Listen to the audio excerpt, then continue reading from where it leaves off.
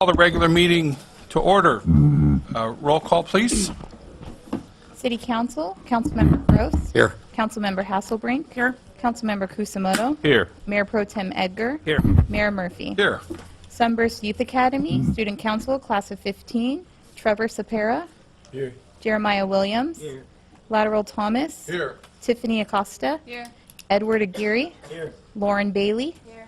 Zachary Peterson. Here. Adrian Furlow. Here. Kevin Butas. Here. Bustos. Uriel Goslin. Here. Crystal Hernandez. Here. Sohail Khan. Here. Felipe Sepulveda, sorry. Okay. Please rise for the Pledge of Allegiance, led by Cadet Jeremiah Williams.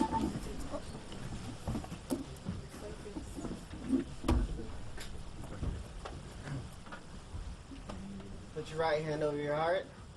Ready? Begin. I pledge allegiance to the flag of the United States of America and to the republic for which it stands, one nation, under God, indivisible, with liberty and justice for all. If please remain standing, we will have Cadet Spira lead us in the invocation.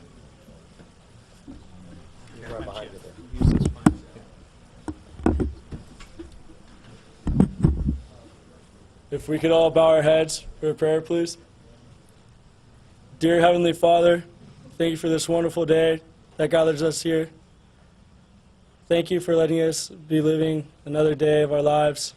Please give us the guidance as leaders of this wonderful city. And please let this council meeting be wonderful. Thank you, Lord. In your name we pray. Amen. Amen. Thank you all.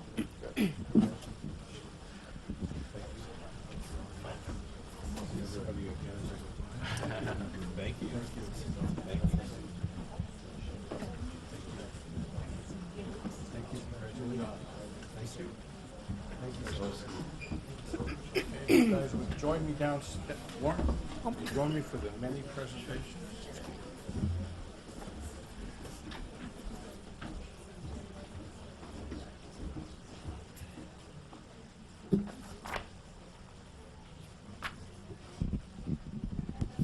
Thank you. Thank you. This is the best part of the job. We get to celebrate some real winners today. We're really proud and honored to have the Los Alamitos High School National Show Choir, Sound FX, and Soundtrack, who are here in celebration of their winning the 2015 National Grand Champions.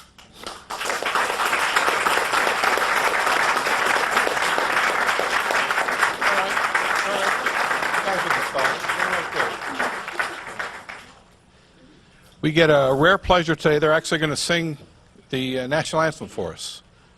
Who would like the microphone?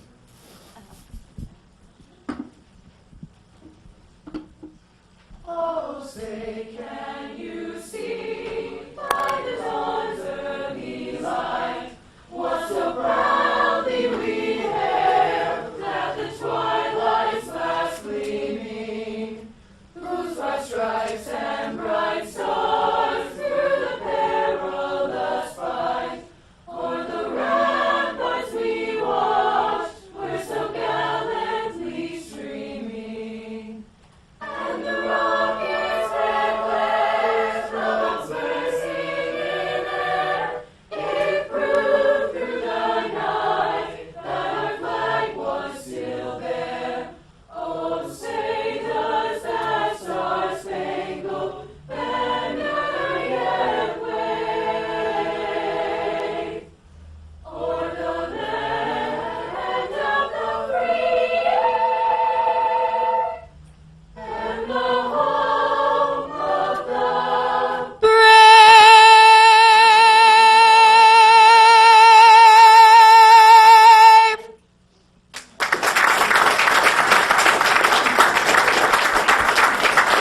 Oh, not yet, not yet. Stay here, please. We have two groups with us today. First of all, on Friday, Soundtracks, the Los Alamitos Advanced Women's Choir was crowned champions in the unisex division, garnering additional honors for Best Show Design, Best Vocals, Best Visuals, and Best Diction. Apparently you just took all the honors, was that? And then on Saturday, not to be outdone, the mixed choir, Sound FX, those here in the blue, beat out 20 other choirs in the mixed division to earn championship honors. They received a number of awards also for their performance, including Best Male and Female Sound, Best Original Selection for Smoke and Mirrors, Best Costume, Best Show Design, Best Vocals, Best Visuals, and Best Repertoire.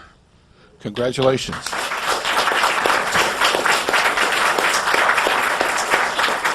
And not surprisingly, when you win everything, Director David Molenkamp also was awarded the Vocal Vanguard Aspire Award, the industry's highest honor for vocal music direction.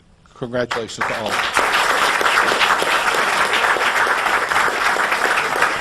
Well, we certainly were honored to represent Los Alamitos High School and the Los Alamitos community. Nearly 600 kids sing at our high school every single day, making it the largest program at our school. And we are very fortunate. These are just some of the members of the 130 students that we took to Chicago for nationals this year that are here this evening. And we are super proud of them. These are senior members of our program. And we couldn't do it without all of your support.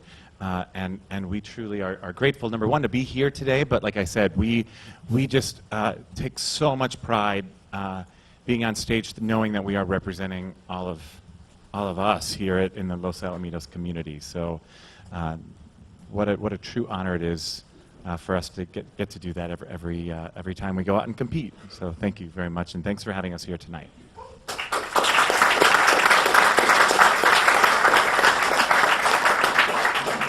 Picture. Diana, would you join us for a picture? A wonderful School board president. Incredible. Yeah, no, president of the school board. Yes. Yes. You're right here. Oh, the pretty one. You're the tallest. Okay, you're taller. You get everybody?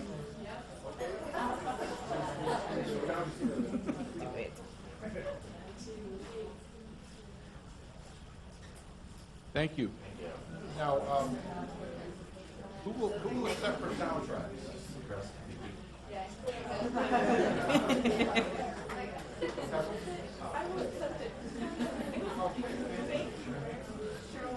Cheryl Bond, thank you.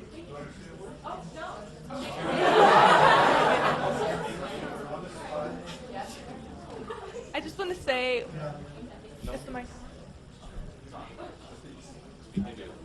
hello.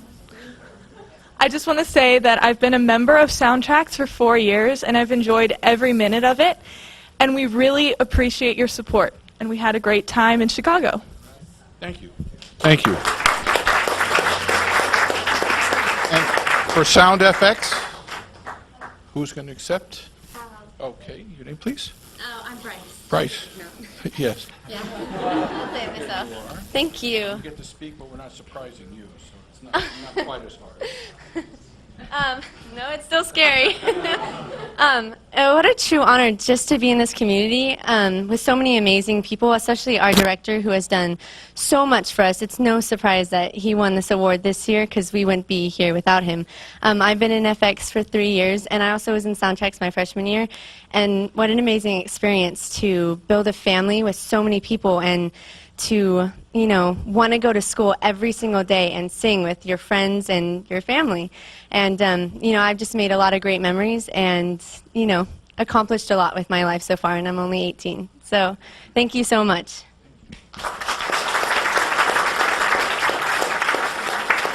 And Director, if you'd join me here.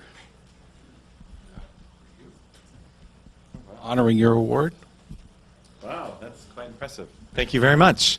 And thank you. You guys for coming today. Thank you. Our first performance anybody can remember today. And, you know, I too wanted to sing in high school, but they kept telling me to shut up. So it was much better that way. Anytime you want. Oh, yeah. Anytime you need the room cleared, I'll come over, believe me. Thank you. Thank you. Yeah. Thank you all. Thank you. Thank you. Thank you for honoring us. Our pleasure. Thank you. Thank you for coming. Thank you.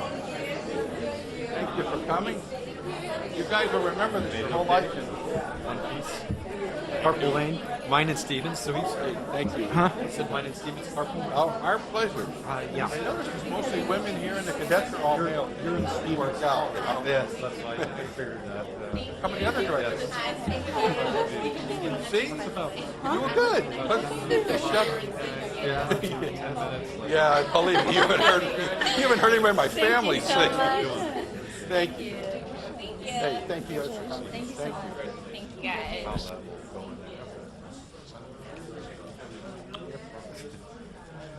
We just had a copy. I told you we had copies of your stuff. We I don't have anything for presented like you did. Standing committee. Oh, all right. Okay. Yeah. Could Commandant Gutierrez join me? Could you tell us a little about your program? Yes, thank you. All right, good evening. Thank you for having us. My name is Master Sergeant Gutierrez from Sunburst Youth Academy. I work currently at Joint Forces Headquarters Base. Our mission is to intervene and reclaim the lives of 16 to 18-year-old high school dropouts. We produce program graduates with the values, life skills, education, self-discipline necessary to succeed as productive citizens. These kids have been on a journey for about 4 months now. They're going to graduate next month. It's been an amazing journey. They have changed their lives. They have committed themselves to our academy and plan to better their futures. We'll track them for 1 year after this point, and we look forward to their success. Thank you for inviting us again. Dean Gross, thank you for coming and visiting us. Mayor and city officials, thank you all for having us.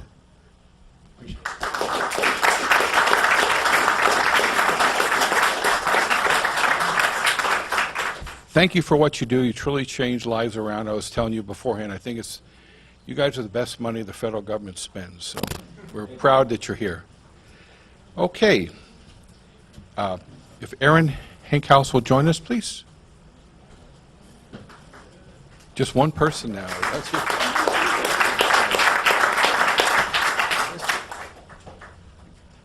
Okay.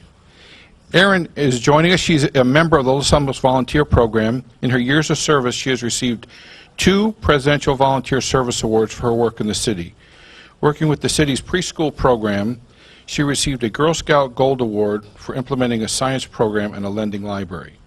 And we have a surprise for you today because a few other things have arrived for you.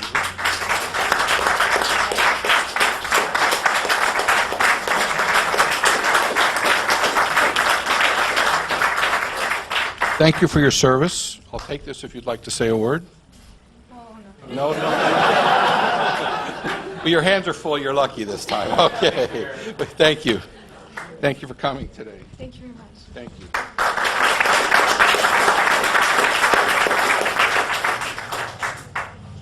I'm going to turn it over to our Mayor Pro Tem, who was instrumental in the hospital expansion. Alrighty. First of all, I want to thank everybody for being here tonight. And when we're talking about hospital expansion, I'm assuming we're going to the Scott Rifkin Award. Yeah. Can I ask Scott Rifkin to come up here for a few minutes? So everybody, I think everybody in the community knows Scott. How you doing? Scott was the previous Chief Operating Officer at the Los Alamitos Medical Center. And between myself and I also want to ask Stephen Mendoza, who's our Public Works Director, come up and join me. Everybody in the community, Scott is getting ready to leave Los Alamos Medical Center. We wanted to recognize him tonight for his community service, for his work in the, at the hospital, and for his leadership in the community. But something that's really material that everybody can relate with is when you drive up Los Alamitos Boulevard, everybody has seen the construction at the hospital, right? The new parking structure, the new building.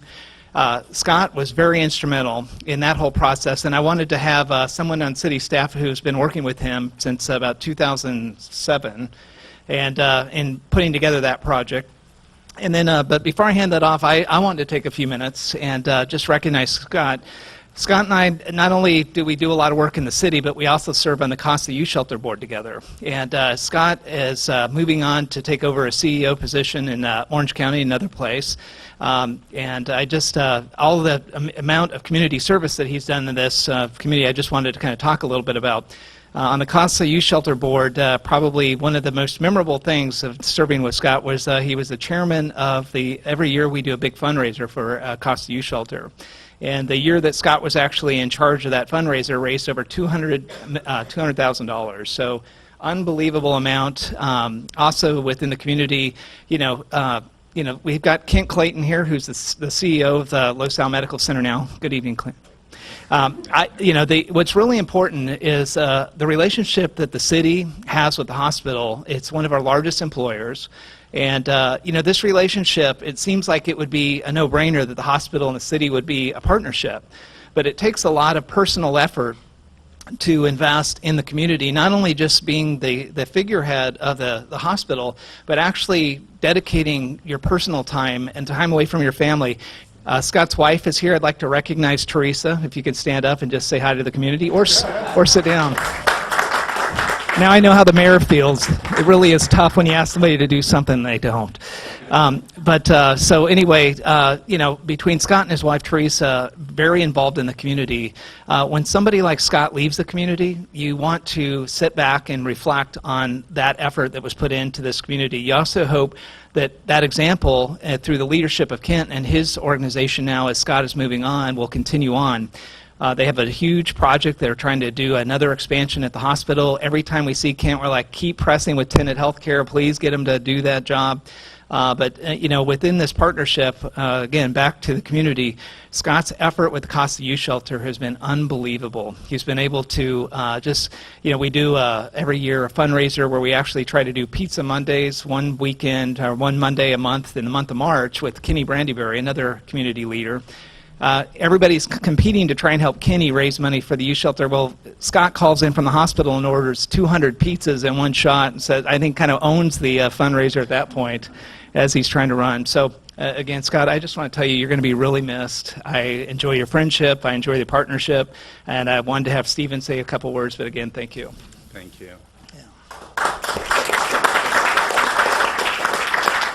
Thank you, Troy, Mayor Pro Tem, and Council. Scott, welcome. Scott is significant in assisting a team of people that helped put together an expansion at the Los Alamitos Medical Center, including a 69,000 square foot, 3-story medical office building and a 1,050 space parking structure. Now, this is not an easy thing to do, and he worked and did well at it. He juggled the other parking on the site, he juggled every doctor, and he filled those buildings as well. That's an amazingly significant task. And Scott also had to do his day job. And I think that's what I want Scott's legacy to be, is every time you walk past that building or ride past that building, notice that the quality that came from Los Alamitos Medical Center and the quality that came from Scott in smoothing over the experience of customers, the city, and its leadership was significant. We thank you for that, and we wish you the best in your next endeavor, and good luck. Thank you.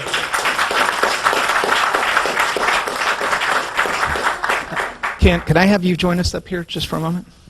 So we got 2 certificates that we would like to present.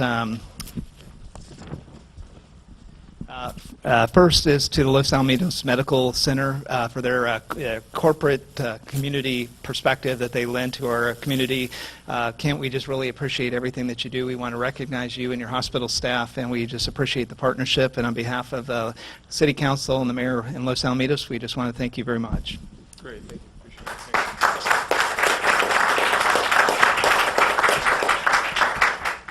So on Scott's side, we also have a certificate. If you know anything about Scott, when you go in his office, he has a ton of sports memorabilia. So I'm sure when he left the hospital, they had to pull up some sort of a safety truck to kind of load all that stuff. But there was probably not a lot of Clippers stuff in there, huh? Okay. So anyway, Scott, on behalf of the city of Los Alamitos, just want to thank you for all of your service. I really am going to miss you, and I know the whole city council and staff is too. Thank you. Thank you. Yeah.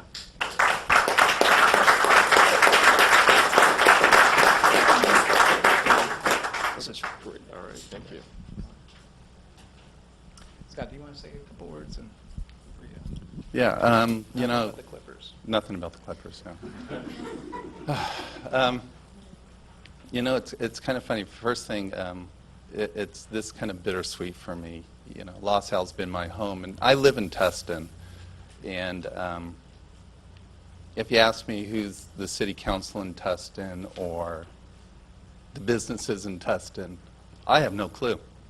This is my city. Working at Los Alamitos Medical Center, it's a fabulous hospital, and I think all of you know that, and I've been honored to be able to work there. Working with the city council, with Dean and Troy and just the rest of the council has just been absolutely phenomenal. Steve Mendoza, I just can't say enough about what you've done for us and helped us out. And the frantic calls I used to make to you continually, Steve, help, help, this is what's going on. And you'd calm me down and say, it's okay, I'll take care of it, I'll take care of it. So thank you so much. But I just want to say thank you to the city. I feel very fortunate to be part of Los Alamitos Medical Center and to the city. So thank you all very much. I appreciate it.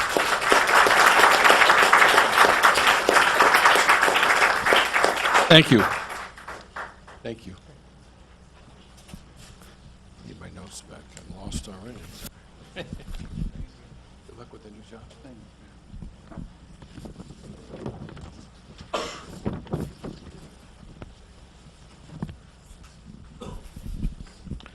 Okay. Erin wouldn't speak the first time, but maybe if we bring her back up, she will speak. And Brian, you want to join us also? Being the only one up here, so we'll give both. Please, right over here. We have a presentation of certificates of recognition to Erin and Brian Lowe for earning the Presidential Volunteer Service Award. This is really a big deal. Presidential Volunteer Service Award is an initiative of the Federal Corporation for National and Community Service and is administered by the nonprofit Points of Light. With a shared mission of inspiring more to answer the call to service, Presidential Volunteer Service Award celebrates the impact that we can all make in bettering our communities and our world. In Erin's case, Erin joined the Los Alamitos Volunteer Program in 2012. She has participated in various city programs and special events over the last 3 years. Erin loves volunteering at preschool food drives and a Los Alamitos race on the base. Once she graduates high school, Erin would like to major in mechanical or chemical engineering.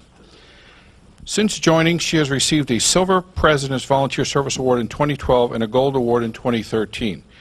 Erin's favorite program to volunteer in the Los Alamitos Ready, Set, Go preschool program. This past summer, Erin did a special project for the Girl Scouts, teaching science to Los Alamitos preschoolers and creating a lending library. For this effort, Erin was given a Gold Award from the Girl Scout troop. Erin is the only Los Alamitos Volunteer Program member to receive the President's Volunteer Service Award multiple years in a row. She's a very dedicated and hardworking young woman and an asset to the community as well as the community of Los Alamitos. Brian Lowe joined the Los Alamitos Volunteer Program in 2012 and has already earned a Gold President's Volunteer Service Award for that calendar year. His favorite program to work is the Summer Parks program, where he volunteered 109 hours over the course of 10 weeks. Brian currently plays for the Southeast Youth Basketball Organization and hopes to play tennis for Los Alamitos High School next year as a freshman. He is interested in engineering also, and will be starting the engineering track at Los Al in the fall. Brian is the only LAVP member to earn a Presidential Volunteer Service Award in such a short time. He was a great asset to the Parks program this past summer and will continue to be an active and integral part of the volunteer program in the upcoming season. Now, we have some special awards for you. Besides the certificates, we have... Get your hands full so you won't have to speak.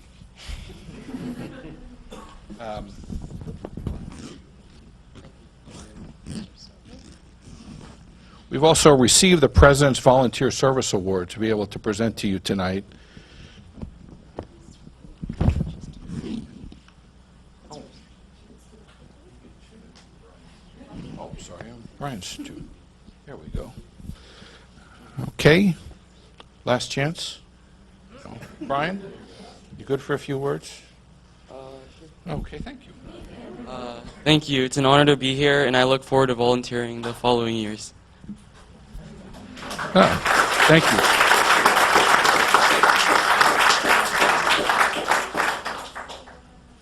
Would you like to bring her up? Sure. Mom, would you come up? Both mothers, please. Family for the pictures. It's a family city, you know.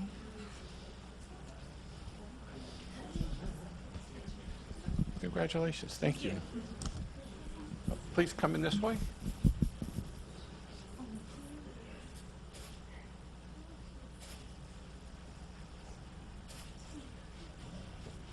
Thank you for our service to the community. Keep it up.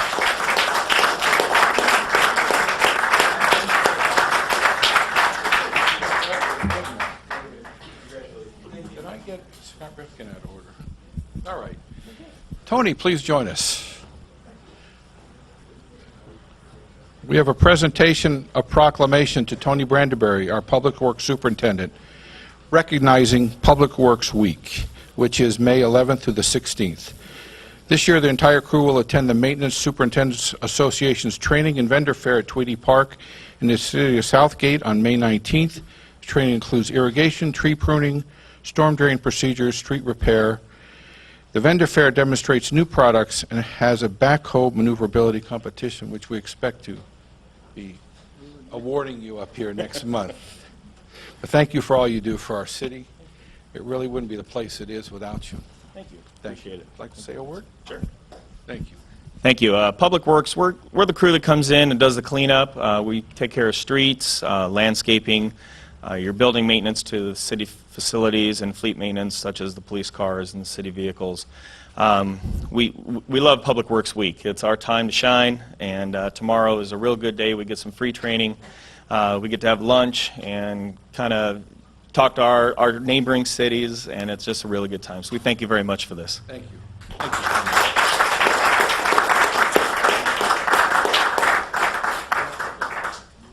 Chief, if you could join us. We also have a presentation, a proclamation to Orange County Fire Authority for drowning prevention awareness and wildlife awareness. Battalion Chief Mark Stone is accepting. Thank you, Chief. Thank you, Mr. Mayor. I'd like to say a few words. Yes, hello. My name again is Mark Stone, and I'd like to thank the council, the mayor, and the citizens and the city staff of Los Alamitos. Again, this is an awareness. We work very hard throughout the year. Two things we're looking at in these proclamations. One, our wildland fire season is coming up. We'd like to remind everybody that we're in our 4th year of severe drought, and that although Los Alamitos is not directly impacted by our major wildland fires that we see on TV every day, we do want to make everybody aware that the season is coming. So whether you're vacationing, you own property, or you have friends and family that do live in those areas, that you can visit our website at www.ocfa.org and get valuable information. The other thing that's very near and dear to our heart is our drowning situation that we have in Orange County. Already to date, within our jurisdiction, we have 17 drownings, 9 of which have been fatal, and we're not even into the summer months yet. I am proud to say that under Los Alamitos, we have a big 0, so that's very good. So again, any information you would like to get on drowning prevention or wildland fire, please look us up on our website, and you can get valuable information there. Again, thank you, City staff, and Mr. Mayor, Mayor Pro Tem, City Council, for the proclamation. Thank you.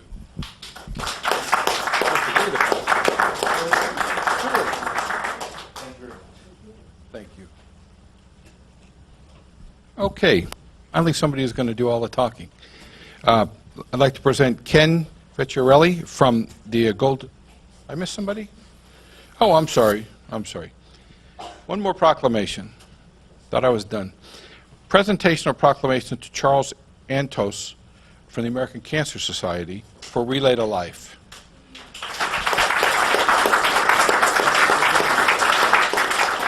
Would you like to explain the program?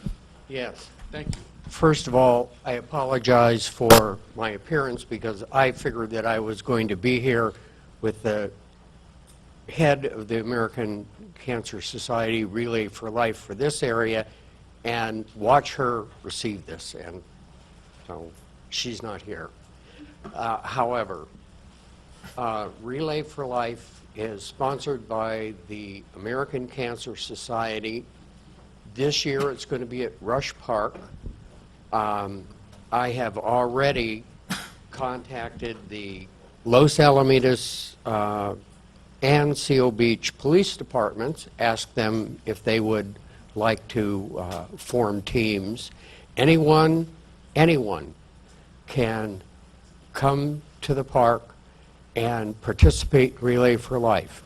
This year it cost you nothing to participate. However, we would like to get donations because all the money goes for cancer research. If you know a person who is a cancer survivor, please have them sign up because we have special survivor t-shirts. Last year, with all the survivors that I knew, they didn't have to come. I delivered their t-shirts to them at their homes. So putting myself out on a limb, yes, I'll do it this year for any survivors that you know that sign up. Anyway, that's it. Thank you.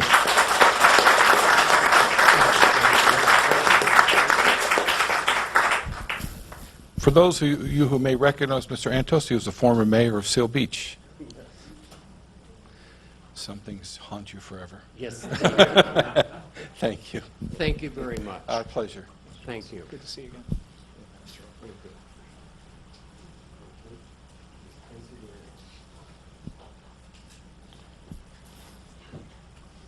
Okay, now Ken, your moment. We're going to set up, and let me introduce Ken. He's the general manager, and he's going to speak regarding Golden State's water response to the state's recent conservation mandates.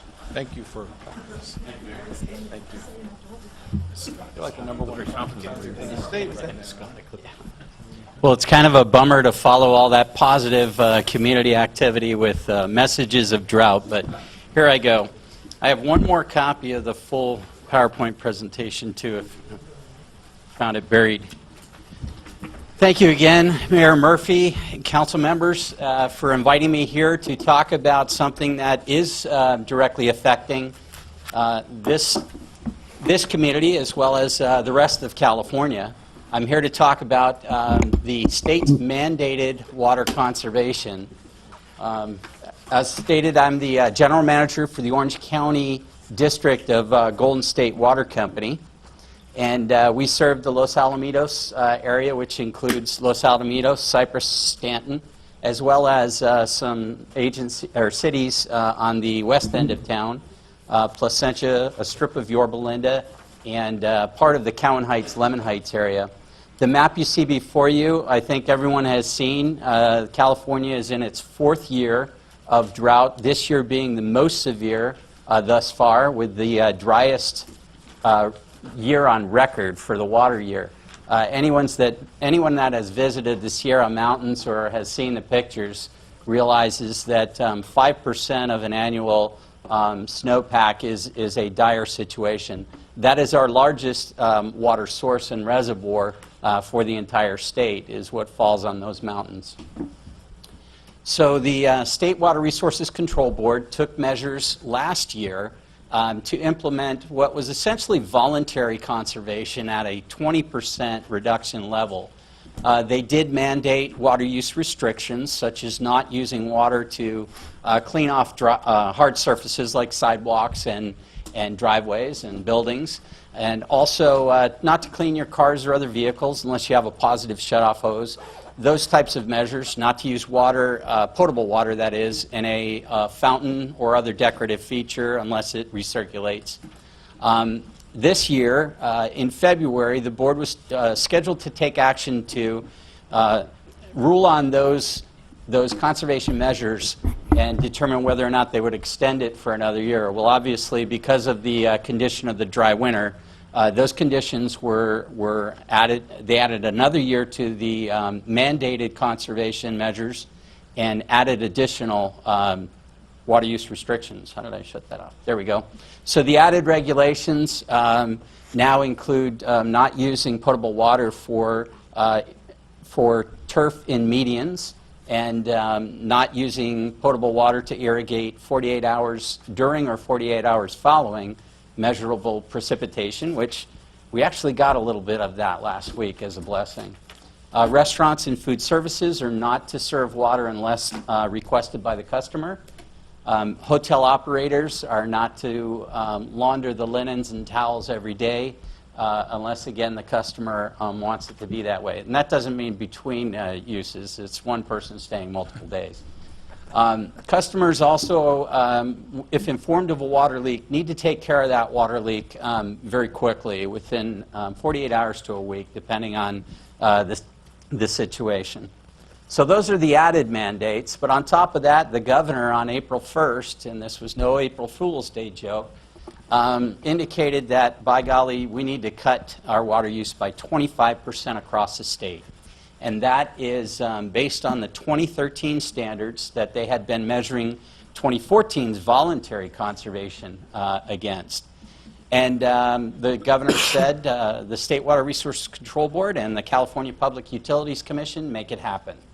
So on May 5th, the State Water Resources Control Board adopted regulations that will direct and do direct retail water agencies and companies also regulated by the CPUC, such as Golden State Water Company, to reduce demands on each service area by a particular percentage. And the report card that they used across the state and continue to use is gallons per capita per day. So GPCD, and you've probably seen a lot of articles about that. In a highly populated, very dense city, the GPCD is typically very low. In areas with large lots and large parks, gallons per capita per day, and large lots with a lot of irrigation, is typically much higher. The good news is in the Los Alamitos service area for Golden State Water Company, that reduction goal is 16%. So the governor mandated 25% across the state, but took into consideration past conservation measures, conservation gains, and on the average, gallons per capita per day. This is a lot of wording. I won't read it all, but there's several other restrictions that the governor's executive order included, and some mandates that'll be very interesting to see if the state backs up some of these mandates with funding for some of these programs, like 50 million square feet of turf replacement and implementing statewide appliance rebates. Those funds are quickly being depleted at the levels that they've been funded. So far, Metropolitan Water District has $160 million across their service area, and that's about 18 million residents in Southern California, including our area. $160 million worth of funding for these programs, and again, they are quickly being depleted. So we'll have to see whether or not the state finds funds for some of these programs. So on the average, Los Alamitos, this shows June 2013 to March 2014, and it shows the use in this area. Roughly speaking, we ended March at about 73 gallons per capita per day. The dark brown line, which you can see we're very close to, is the statewide average. To give you sort of a perspective of what a 16% cut on anyone's bill might be, if your bill, for example, is 20 CCF per month, a CCF is 100 cubic feet, that's 748 gallons. If your bill was 20 CCF in June of last year, you're going to be asked to cut that by 16%, or about 3 units for June of 2015. Now, we're getting the word out now because the state is tracking this usage on a month-by-month basis, and they have levied it actually codified the fact that water use restrictions can be a civil violation and cause for collecting a fine, $500 a day for any person caught violating these mandates, and $10,000 a day for a water agency, a water company, or a city that fails to enforce the mandates. So giving you an idea again of where the cuts would be for the city of Los Alamitos and its customers. 16% is doable. I know some folks will, we got our notices out in the mail last week to notify customers that we would be implementing a tariff, and I'll tell you about that a little later, but immediately our Los Alamitos customer service office started getting walk-in customers that said, where's the form that I fill out for an appeal? Where's my case that I say, well, in 2013, only 2 people lived in this house. My daughter moved back with her 3 kids, and my grandmother's back. Those kinds of things have already started to at least create some dialogue. I'll go through, you're already aware, I think, of where our water comes from. Even though 72% last year, and it'll be 70% in the coming year, comes from the groundwater basin below us, even that water has to be replenished. And so that typically over the last 4 years, we've been taking out more water than we've been putting back in, and that's not sustainable. The balance of that water is, that we receive in this area is imported from the State Water Project, which is only guaranteeing 20% of an annual delivery, and the Colorado River water. Orange County Water District, the manager of the basin beneath us, has indicated already that they'll have to reduce the amount of pumping out of the basin and hope that they get a wet year, otherwise those numbers will go down again as well. And the Metropolitan Water District has reduced our import water supply allocation by 15%.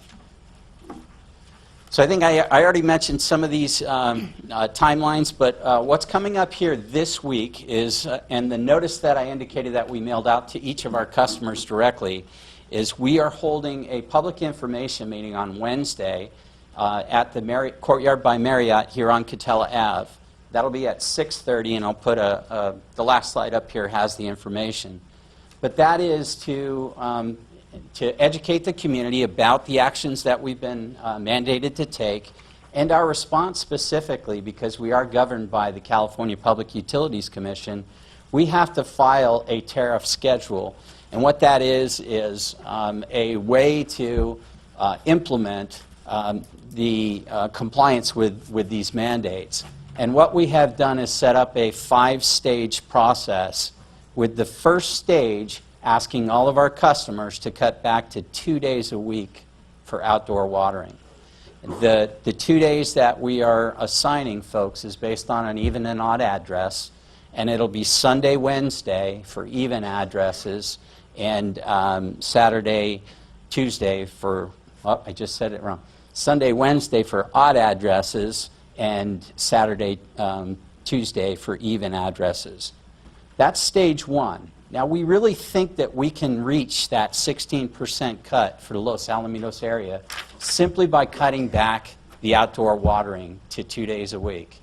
If folks are afraid about some of their plants or their lawns not being able to survive on 2 days a week, they typically can, 2 days a week watering. They may, some species may turn brown, they may go dormant, but typically they won't die. And if you need to prioritize your plants, and your outdoor irrigation, typically turf is the least efficient and most water thirsty plant we have in our community. So just cutting back outdoors, we believe that we'll reach these goals.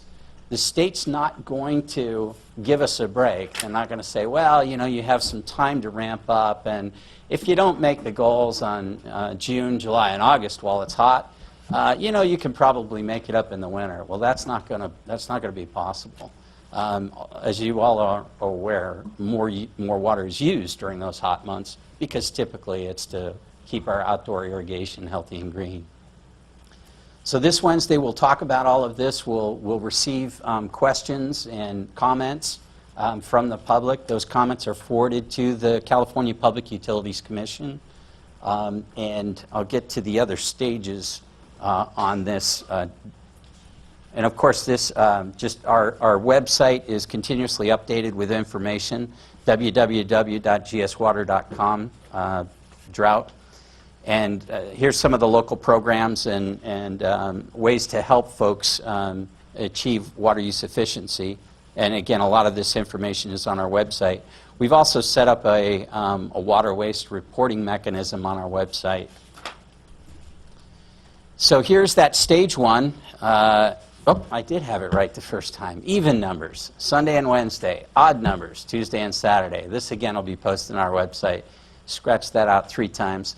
Also, the outdoor irrigation is going to be restricted to between 7 p.m. and 8 a.m. Of course, this is automated sprinkling. You know, you can hand water with a positive shutoff hose as needed.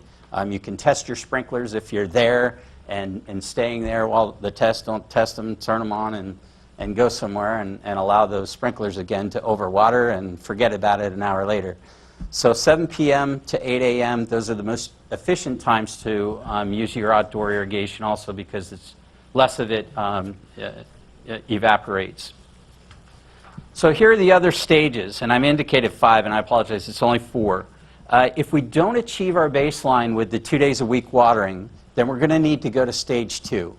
Stage 2 will charge an additional, that's additional, so regardless, I mean, already customers pay on a tiered basis for the water they use. On top of that, if they go above their allocation, for every unit above that allocation, they're going to have to pay $2.50 a cubic foot, 100 cubic foot. If we're in stage 2, that goes up to $5 a cubic per 100 cubic foot if we have to go to stage 3, and doubles again to $10 per CCF if we go to stage 4. And the way we go between these stages is again through filing a advice letter with the CPUC and filing notification with our customers, letting them know that we didn't achieve the goals with stage 1 and we need to ramp it up and make every single individual responsible for their water use and for their water use restrictions. Now there will be a baseline. Any customer that's already at 8 CCF per month or lower, they're basically exempt. I mean, if they can find ways to further reduce their water, that's to their benefit. Their water bill goes down. They help conserve water for future use. But that baseline is basically set at an indoor sort of a lifeline use, so about 2 CCF per person, per family, per month. And again, that's 1,500 gallons of water for a month, you know, for every person. So that's not unreasonable. How does that translate into a bill? Well, again, as I indicated, if your bill was 20 units in June of 2013, then you need to come in with a bill of 17 units, or, well, in June this wasn't going to happen to you because we're not at stage 2 yet. But if we're in August or September and we have to go to stage 3, or stage 2 rather, you're going to get charged $2.50 for those 3 units. So your bill will go up by $7.50 if we're in stage 2. If we're in stage 3, your bill will go up $15 or $5 for every CCF above that baseline. And the way we're setting it, again, is individually. Every customer has their information from 2013, and they'll have a line basically on that graph that says here's where you should be. Here's your 2013 usage. Here's where you should be in 2015. Here's where you are. That tells you in June and July, even before we get into those other stages, and hopefully we won't have to, what you might have to pay if we go into those additional stages. So that's how we're filing our tariff. That's how we're going about trying to achieve the state's mandated water conservation. Here is the website again, and here is the announcement for our meeting this week. Again, this is for the Los Alamitos customer service area, which includes this city, Stanton, and Cypress.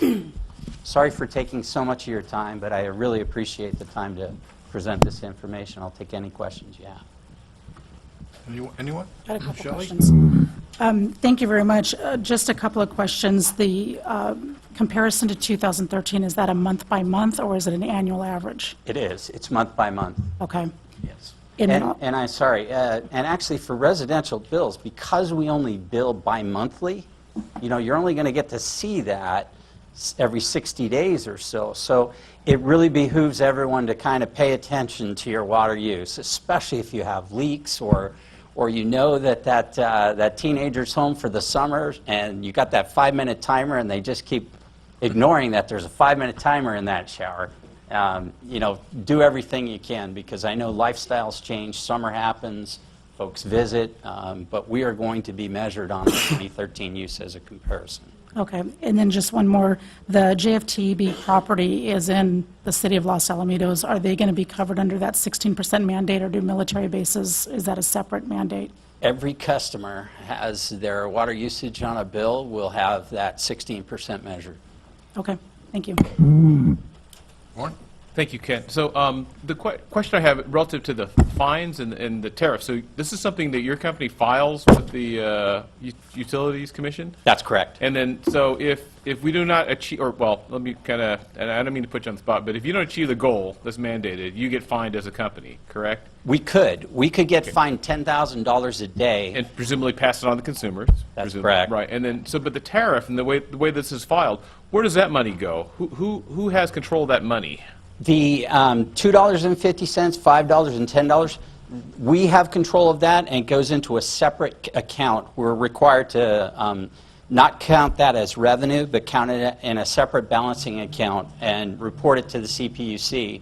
And they'll determine at the end of the year or at the end of the drought whether or not that those funds will be used for conservation programs or refunded back to customers or used some other way, but it is in a separate balance account. Okay, because my question is, one of the things we've been interested in, and you know, I credit this to Councilmember Gross, is we want to have purple pipe to be able, you know, the reclaimed water to be able to use that. But of course, the big question is, how do we pay for something like that? That's I'm sure it's a tremendous expense for infrastructure, but if we don't start, we're not going to get there. And I'm curious, is there something that your company is doing to help us get purple pipe, at least the ability to get that reclaimed water? Yeah, that is an incredible challenge for a lot of communities throughout California, and the ones that are ahead of the game, you know, planned on this quite a long time ago and did new developments with parallel pipe and did reclamation systems. You know, they invested or had developers invest in reclamation systems. But as you're well aware, it only is really something that pencils out on a regional basis and with funds, you know, like grants and that type of thing. To date, our company, Golden State Water Company, across all of our districts, hasn't really taken advantage of aggressively pursuing investment in recycled water systems on a system-by-system basis. You're probably aware that Orange County in general has invested tremendously using your water rates in the groundwater replenishment system, which is one of the largest on the planet of its kind. It recycles all of the wastewater stream from Plant 1 in Fountain Valley. Now, this particular area is tributary to Plant 2 down in Huntington Beach. These are plants managed by Orange County Sand District. But we have actively engaged on a regional level talking about reutilizing all of that sewage as well, that treated sewage, and rather than pumping it out to the ocean, pumping it back up to the GWRS system and utilizing the next expansion of 30 million gallons a day in that regional wastewater recycling system. Now, besides that, we just recently have engaged just locally here in a three-party actually agreement with the city of Cerritos, where we'll purchase recycled water from them and sell it to Forest Lawn Memorial. And Forest Lawn, in cooperation with the city of Cerritos, and again grant funds from the state, will be expanding or extending the city of Cerritos purple pipe system into our service area at the northwest corner by Forest Lawn Memorial. One use, one customer. They're fronting quite a bit of money, the Forest Lawn is, for this project, and the state grant's picking up about $1 million. And Forest Lawn's investing even more. We hope to look at those kinds of opportunities in the future because, well, as you folks may be aware, Golden State Water Company actually makes money on their investment in infrastructure. We don't make money on marking up your water, the cost of water itself. It's on our investment in infrastructure. So this may be another opportunity, but typically the best opportunities like this are done on a regional basis with multiple partners.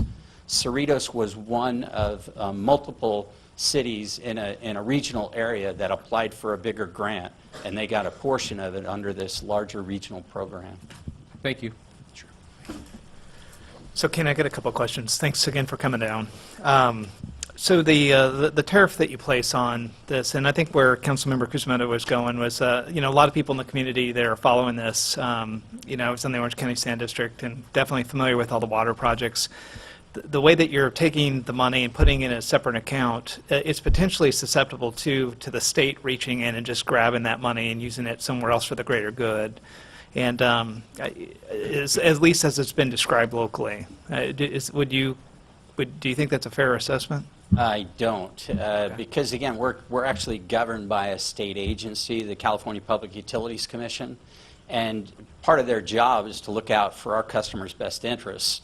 And as we go through the rate case, they have to play both sides of this. They make sure that we make enough money to provide a safe, reliable service to the community, and some rate of return on the investment, into the community and infrastructure. But they're not typically going to rate any funds that they've established. They will either say give it back to the customers or invest it in some other program. Within your region? Within your jurisdiction? That's correct. Okay. That's been my experience so far. I've only been with the investor-owned utility for a couple of years, but so far this seems to be quite a different mechanism.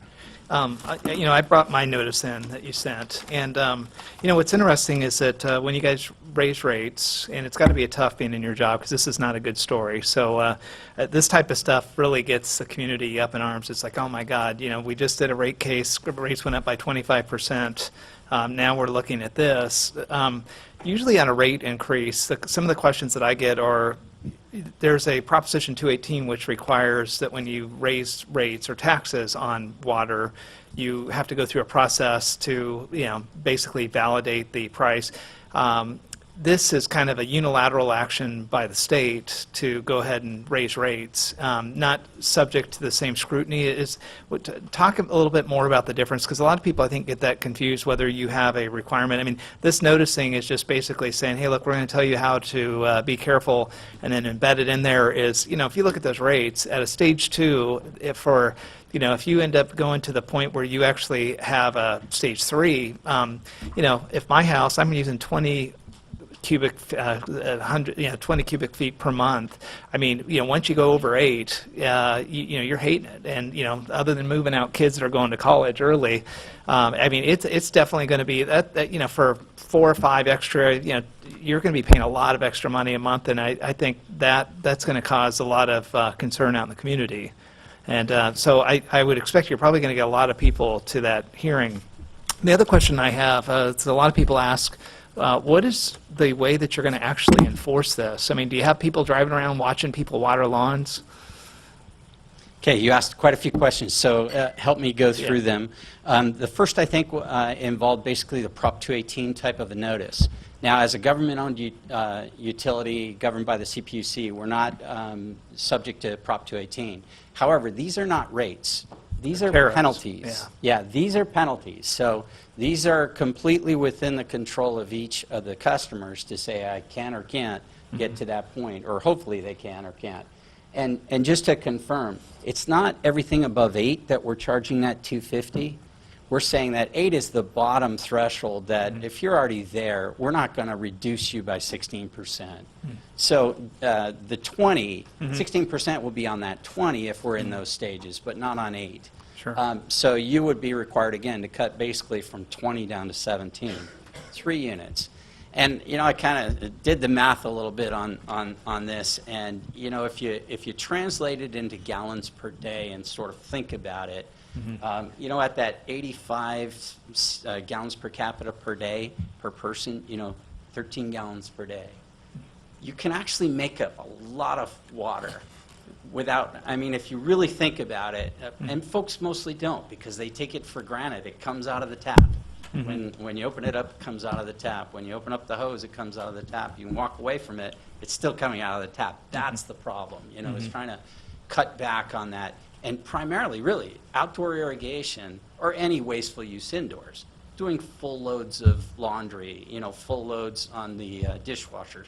Those kinds of things, again, people kind of take things for granted, you know, shaving while the water's still running. Okay, yeah, it's cleaning up the sink. You can clean the sink later, you know, those kinds of things. Anyway, the Prop 218 notice, this is a penalty surcharge and not a rate. Okay. And there is a big difference, but we also aren't governed by Prop 218. It's under a different process. Enforcement, the bill's going to be and the monthly reporting to the state and the PUC. We have to file both with the State Water Resources Control Board monthly figures for gallons per capita per day and also jointly to the CPUC. Now, they're both state agencies. They both have the power and authority, but I think the State Water Resources Control Board is really going to yield the larger hammer in these fines. The governor has already said those $500 a day fine that could be implemented on each individual, he wants that up to $10,000 a day. He's going to turn a $500 fine on an individual to $10,000. He's probably going to turn our $10,000 a day on a water agency to $100,000. And they do that for other violations, stormwater pollution violations. Enforcement is going to be more of a community thing. I mean, really, we can't hire individuals to help with this without, again, PUC approval to say, yes, we can add the expense of individuals. We can't do that, and we haven't been approved to do that. So it's really going to be on monitoring the bills month by month by looking at those water waste reports. When people see that their lawn is turning brown and the neighbor's isn't, and they just keep watering 4 days, 5 days a week, I think we're going to get calls like that. If our customer service reps go out on calls like that, if they witness it themselves, then we can take action. Now, the $500 a day we cannot collect and we cannot impose. We have to have a code enforcement officer, either from the city or sheriff's department, assess that. What we can do, notify the customers, educate the customers. If they don't heed the warning, we can actually we can install a flow restrictor, and part of the notification on that is fine fees, and it's the cost to send a truck and crew out there, disassemble that meter, put in the flow restrictor, reassemble it, and to come back out again to remove it, because the flow restrictor won't let you waste a lot of water irrigating. It's like a water boot. It just barely lets you take enough water in the shower to rinse off. So we can do those kinds of things, and again, if customers are just plain on principle or something, just decide they don't want to do their part, we can also shut off service and let fire authority and the city know that this home doesn't have water to it right now. That's an unsafe condition. Last question is, when you guys start accumulating this fund, how can the public... We don't want to get there. Well, we don't want to get to stage 2 and 3. When you do that, though, you'll provide a means so the public can actually see how much is accumulating in the water district with you guys specifically. What will be the mechanism so that the communities understand how much is actually, you know, because this will end up being a lot of money if we end up going down that path. I don't think so. I think we're going to heed the warning. Oh, really? Okay. But to answer your question again, the accounting for that, if we do go into those other stages, the accounting has to be separate and it has to be reported to the PUC. What I failed to mention is some of our other communities here in Orange County, 36% reduction. Now they're Cowan Heights, or you've probably heard them, see about them in the paper. And our Placentia system, 24%. So this area out here, Los Alamitos, I really think we can achieve it with the 2 days a week watering. We'll have to see in those other communities. I'm sorry, I do have one other. So Councilmember Kusamoto was asking about reclaimed water. In Long Beach, they also have a sanitation plant right across the way, and they have a tremendous amount of water. That's what they use to water El Dorado Park. I know that our staff's been working with you guys trying to get a three-way relationship between us, the City of Long Beach, the Rivers and Mountains Conservancy. Are you familiar with that? And do you think that from your perspective, if you could just explain why the water company would need to get involved in a purple pipe project with Long Beach? because we're going to be moving water into Los Alamitos. Assuming that there is surplus water in the LA County system there and that it will be brought into our service area, we are, again, certified by the state with a certificate of public necessity to serve this community. Taking any customer base off of our roles and onto someone else's is a big issue that we would look to say, okay, how can we find positive ways of partnering to make this happen? And that's really where we're headed, I think, is to find a positive partnership that can utilize some of this resource, because it is a better use of the resource, no doubt. Okay, so when I guess not just getting Long Beach to agree that they have excess water, but then you guys agreeing that you'll allow us to bring it in, even though we have a water shortage, and then there'll probably have to be some fee set up then with Golden State Water for us importing water, even though it's reclaimed? Well, and we'll have, I mean, who's going to fund the improvement process too, you know, to get that water in here. The pipes in the, you can't use the same pipes, obviously, that the potable water system uses, so that whole investment in infrastructure seems to be the biggest challenge, and how that will go down. But other than that, again, yeah, utilizing either our tariff schedule or a specified agreement, depending on the conditions. We do have recycled water tariffs in other systems. Our neighbors to the west of us in Region 2, they have access to recycled water and have a tariff schedule for recycled water for their customers. Great. Thank you, Ken, for coming down. I'll be brief. And I'm going to continue on the purple pipe. The city just entered into agreements with the school district for 2 very specific fields, plus we have 1 city-owned park that is important to us from the standpoint of watering and maintaining. We're very focused on getting there with the purple pipe. It's right across the freeway. If we've got to run a pipe underneath a bridge someplace to get it on this side of the freeway and this side of the Coyote Creek, that's something we're looking at doing. And if we got to talk to Cerritos to figure out how they did it, I'm just a little concerned that I'm not hearing the positive support that we need, because we're going to be faced with some significant water increases, because in the past we've not paid the water bill for the school properties, and we're now going to be forced to, per our agreements, to do that. So I'll leave it go at that, just to say we want to be at the table with you. We want you at the table with us, so that as we move down this course, I like to look at the obstacle and see an opportunity and not see the challenge and the problem. We can do it, we need to do it, and somehow we're going to make it happen. And I want you guys on board from that standpoint. So we intend to be. Good. Thank you.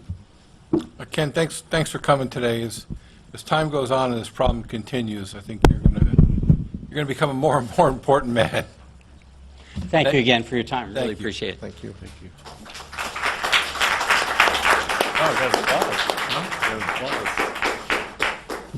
At this time, we'll take a 10-minute break to allow for graceful exits.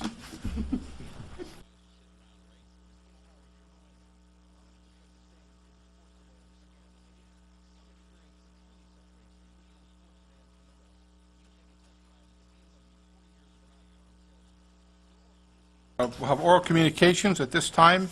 Any individual in the audience may come forward to speak on any item within the subject matter jurisdiction of the City Council. Remarks are to be limited to no more than 5 minutes per speaker. Anyone? Last chance. Wow. Okay, no speakers. We'll go on to warrants. May I have a motion? I'll move. Second? Second. Second.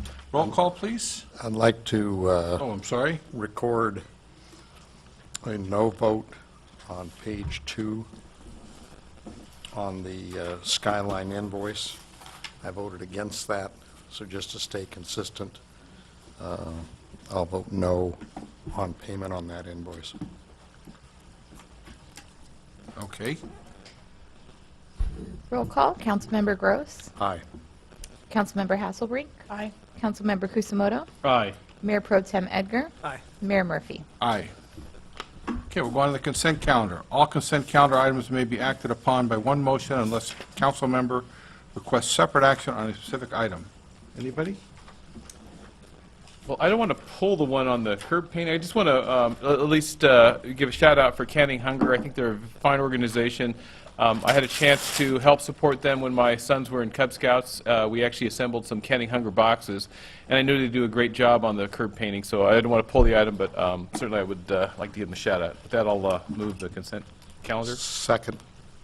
You know what, I'd like to pull CNF just for a real quick Okay. comment. Anyone else? So we have a motion to move the rest. All in favor? Aye. Aye. Okay, C? Yeah, item C, just, this is the treasurer's quarterly investment report, and the report that's included in here, Jason, I guess the only comment I would say is that this is a great accounting of all of the money that we have and how it's invested and how little we're making. And part of the finance ad hoc committee, I know we're looking at trying to do stuff here, but you know, the one thing that when you look at this, it doesn't come out on what our total rate of return is. It shows individual rates of return on the maturities, and I'm just curious if you don't have that, if you might be able to provide that either verbally or if it is in here, I just didn't see it. Yeah, actually on the quarterly investment report page, the one with the pie chart, Yeah. at the very bottom in the kind of paragraph format, it says the weighted average yield on cost is 0.658%. Okay. And I wanted to remind you that we made a change to the investment policy, but that was in April. So this is based upon the old policy directive. Yeah, because I did the math and it didn't turn out to be that, but it's because this is probably more forward-looking then? This is a weighted average as well. Okay, Right. got it. I'll go ahead and move that item. Second. All in favor? Aye. Opposed? Nobody? F? Yeah, F, just real quick, so item F is a policy on paid leave or paid sick leave for hourly employees. And it's a law that not only cities are dealing with, but corporations. And just real quickly, you know, when I read the staff report, it basically says that the city will put aside 6 paid days a year for sick. You don't go more than that, it caps it, and you can't cash it out. And the thing that's not in the staff report is, again, unless you show me where it's at, maybe it is and I missed it, which is highly probable. What is the current policy? Currently, hourly employees do not receive sick time Okay. at all, but we're not required to by law, and so they don't receive it. Okay, so if somebody that comes in and is paid hourly, but they're a W-2 hourly employee, they don't get sick time accumulated for them? Right, if they call in sick, then they don't get paid for the hours not worked. But as of July 1st, the state requires us to pay them for sick leave. That's 3 days, 24 hours a year. They can accumulate a total of up to 48 hours. 48. Okay, so that's how you get to the 13,000? Right, exactly. Potential impact for the year. Okay, I don't have any other questions, and I'll go ahead and move the item. Second. All in favor? Aye. Okay, we'll go on to 9A. Before we introduce this item, just for clarity, could I bring your attention to page 2, the second full paragraph? On April 13, 2015, staff was directed by the City Council to modify the city's travel and reimbursement policy to allow for reimbursement of charitable event-related activities. It's my understanding that this is for discussion today. No changes have been made, and there's been no decision made on charitable events. Is that correct? So we're all... Yes, that's correct. We're just looking for on the same direction. point. Okay. So staff report, please. Thank you for clarifying that, Mayor and members of the council. So tonight we're seeking discussion regarding a revision to the travel and reimbursement policy. The current policy, which was last adopted in May of 2009, currently does not provide for reimbursement of charitable event-related activities. And so based upon that discussion that took place in April of just last month, Council asked us to consider possible changes to the travel and reimbursement policy that may allow for reimbursement of charitable event-related activities. So we've proposed some changes, and those have been outlined in the report, and we wanted to get the City Council's feedback and feedback on that. We've also incorporated changes into the policy that would allow for, in an unforeseen circumstance, that would require the city manager to travel in order to protect the city's immediate interests or needs.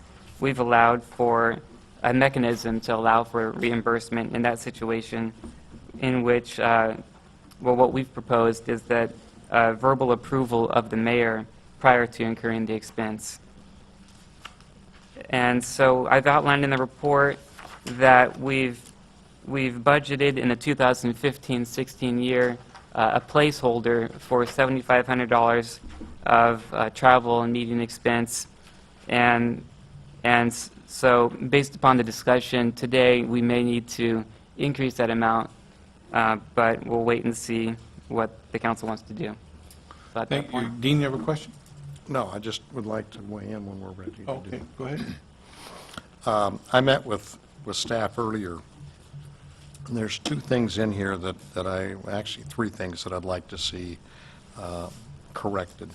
One, the approval, and in no particular order here, the approval of the emergency travel by the city manager, having the verbal approval of the mayor prior to incurring the expense. I'd like to also include that as the mayor and the mayor pro tem.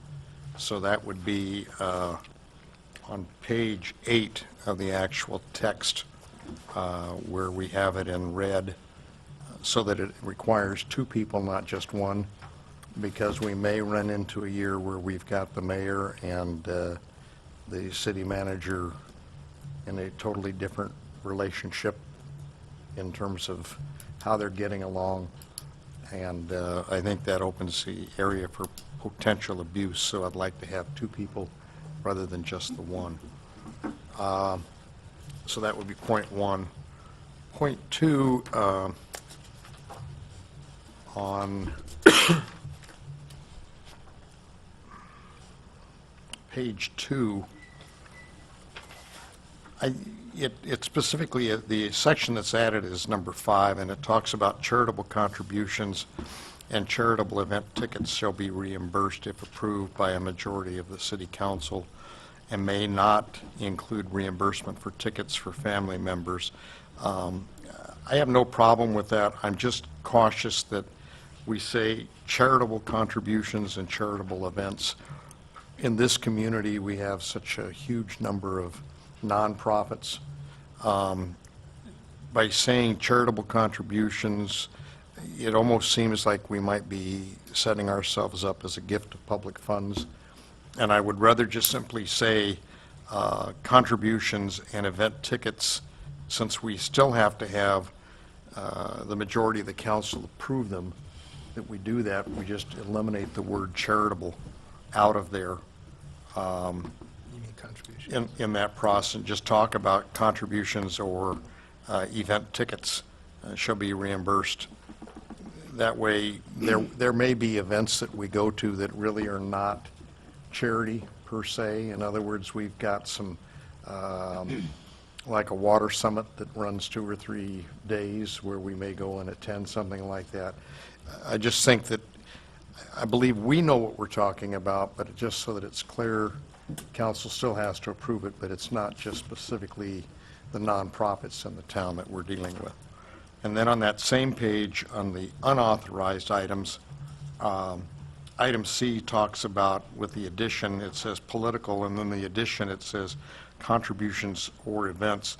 And I would like to have the word contributions struck out of there, because while I understand we're not going to go along with making a donation on a political issue, but there may be some type of event activity that may fall into that category, and I'm thinking of some of the events that the district attorney puts on for human trafficking, or maybe Congressman Lowenthal puts together some type of an event, as long as it's not something where it's a political fundraiser, but it's beneficial from the standpoint of the community to participate in something like that.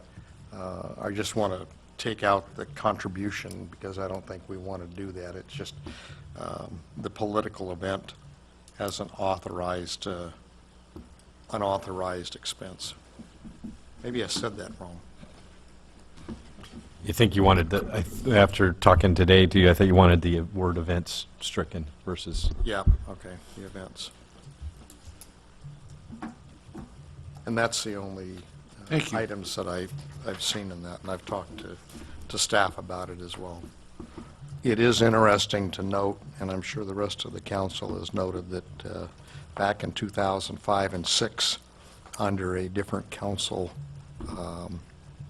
majority period, our travel and meeting expenses were $31,801.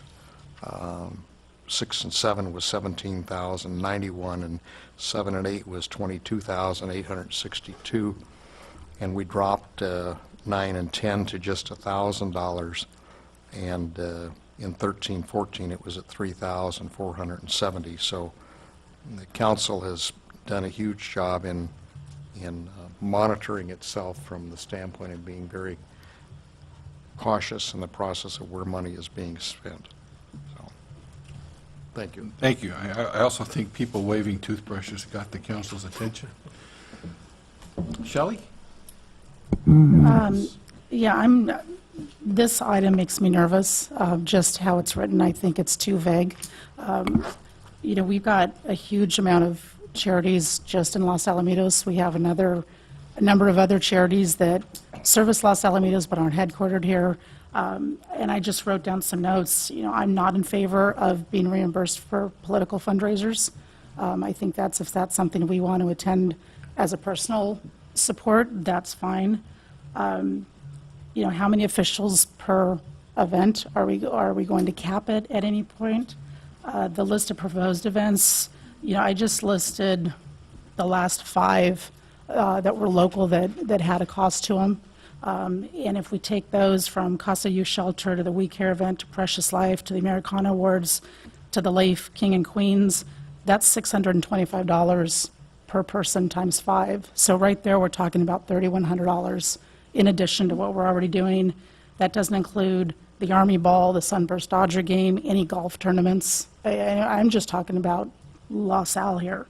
Once again, I'm nervous about coming into office. It's, last year I went to Precious Life Shelter and I paid for it myself, the event.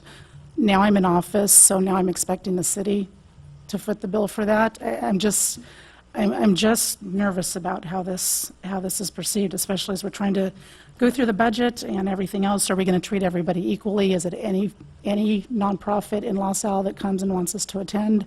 Does that mean the city is obligated to have all of us go? Where do we limit it? I would really like some pretty sound structure around all this before it can grow to be just something huge. I mean, there's 5 golf tournaments here just supporting, Los Al charities. I didn't even get into the POA or, any of the number of things that I might be missing. So I just want to make sure that what our intent, what we're trying to do isn't misconceived by we're just trying to go to some cool stuff for free because we sit here up on the dais. So that's all I have. Thank you. Warren? Thank you, Mr. Mayor. So I do understand Councilmember Hasselbrink's concerns, and perhaps maybe this is something, if we can ask staff to maybe rework it, incorporating the comments from Councilmember Gross, which I think were really good ones and spot on. But I think the intent, though, in some of this, we do a lot as a group up here, and in the last couple of years, we really have tried to represent the city in various events. And I know on the charitable, the nonprofits, 501c3 organizations, we try and attend either individually or as a group of us to show our support for the community. And I know it comes out of our pocket.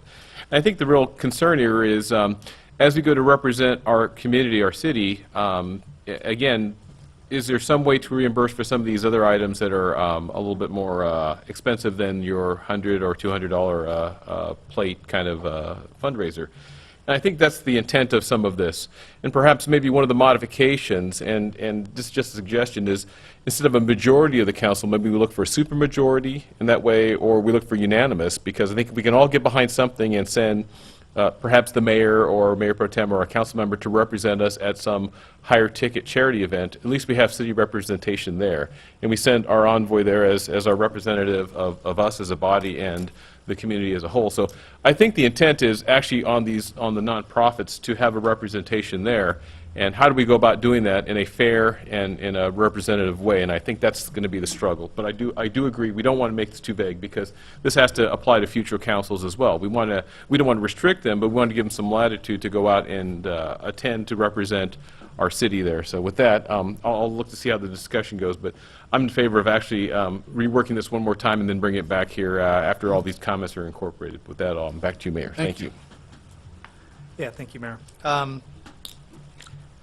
You know what, even if our policy point blank said, you guys can go to anything, we'll pay, none of us are going to go to everything. None of us have the time to do it, to be quite honest. And I think, Dean pointed out in page 2 in the top of the staff report, when you're showing $20,000, $30,000 a year that used to be spent.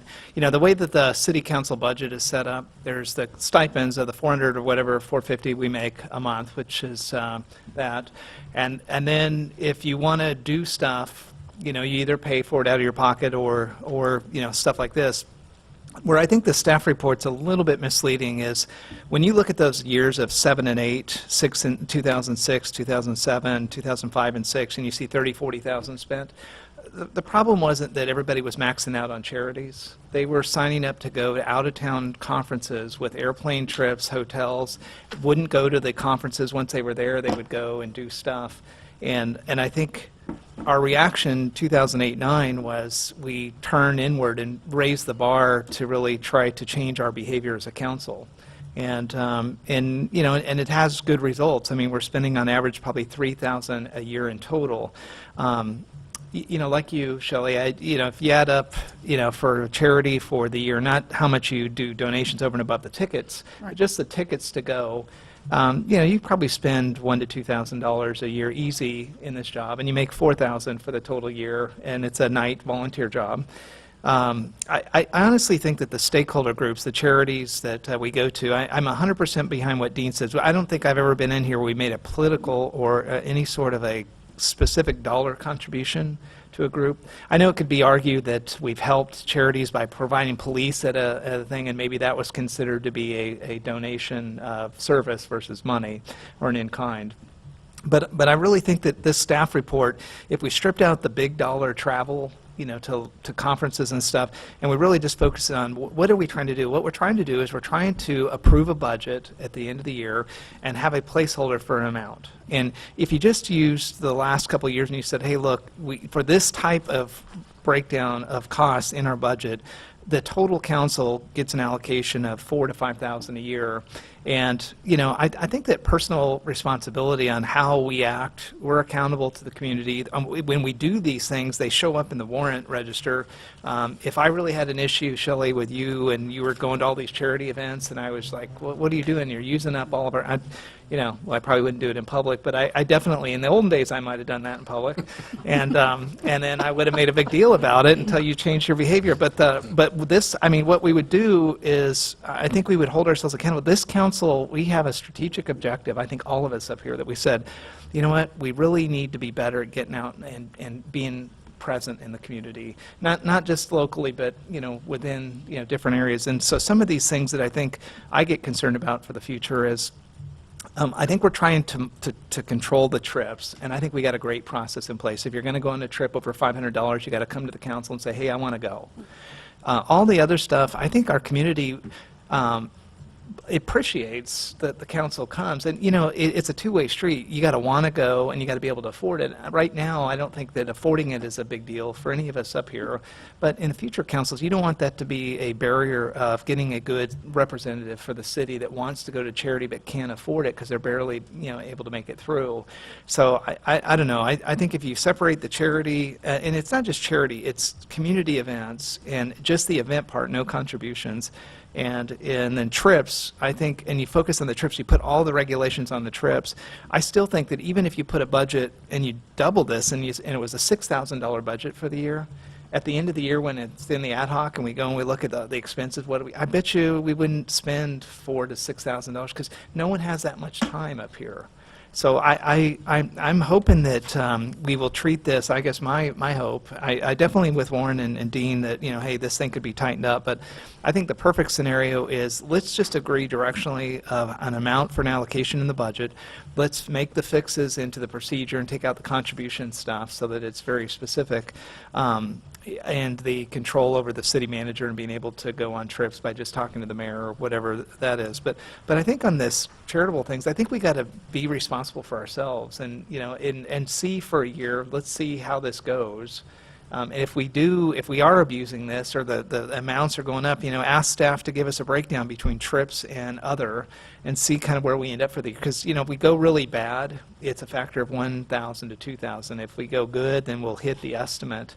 But, look, in 8 and 9, we took an active change to try and modify our behavior, and it worked. And I do think that it's probably something that needs to be readdressed. So I guess with that, I would just say, please keep an open mind. I don't think any of us are trying to get a thing where we can just go to all the events we want. I think it's just to put a mechanism in place that allows us to engage in the community and make sure that, we could already come up with enough 100 excuses of why I can't go to everything. But I think this, kind of helps ease that, especially for future councils that may not be able to afford to go to all this stuff. Thank you, Mayor. You're welcome. I went round and round with myself about the charitable contributions, and in the end, I just said to myself, I know if I was at home on the couch, I'd be saying, I don't want you guys spending my money. So I'm going to lean against the charitable contributions. I know they do get expensive, so I'd be willing to vote to limit to one a year, that the city pays for. I kind of envision a system where the $7,500 that's earmarked here is, Wendy, you keep count of what people spend now, right? Not specific for each council member, but we do log who attends what. Okay.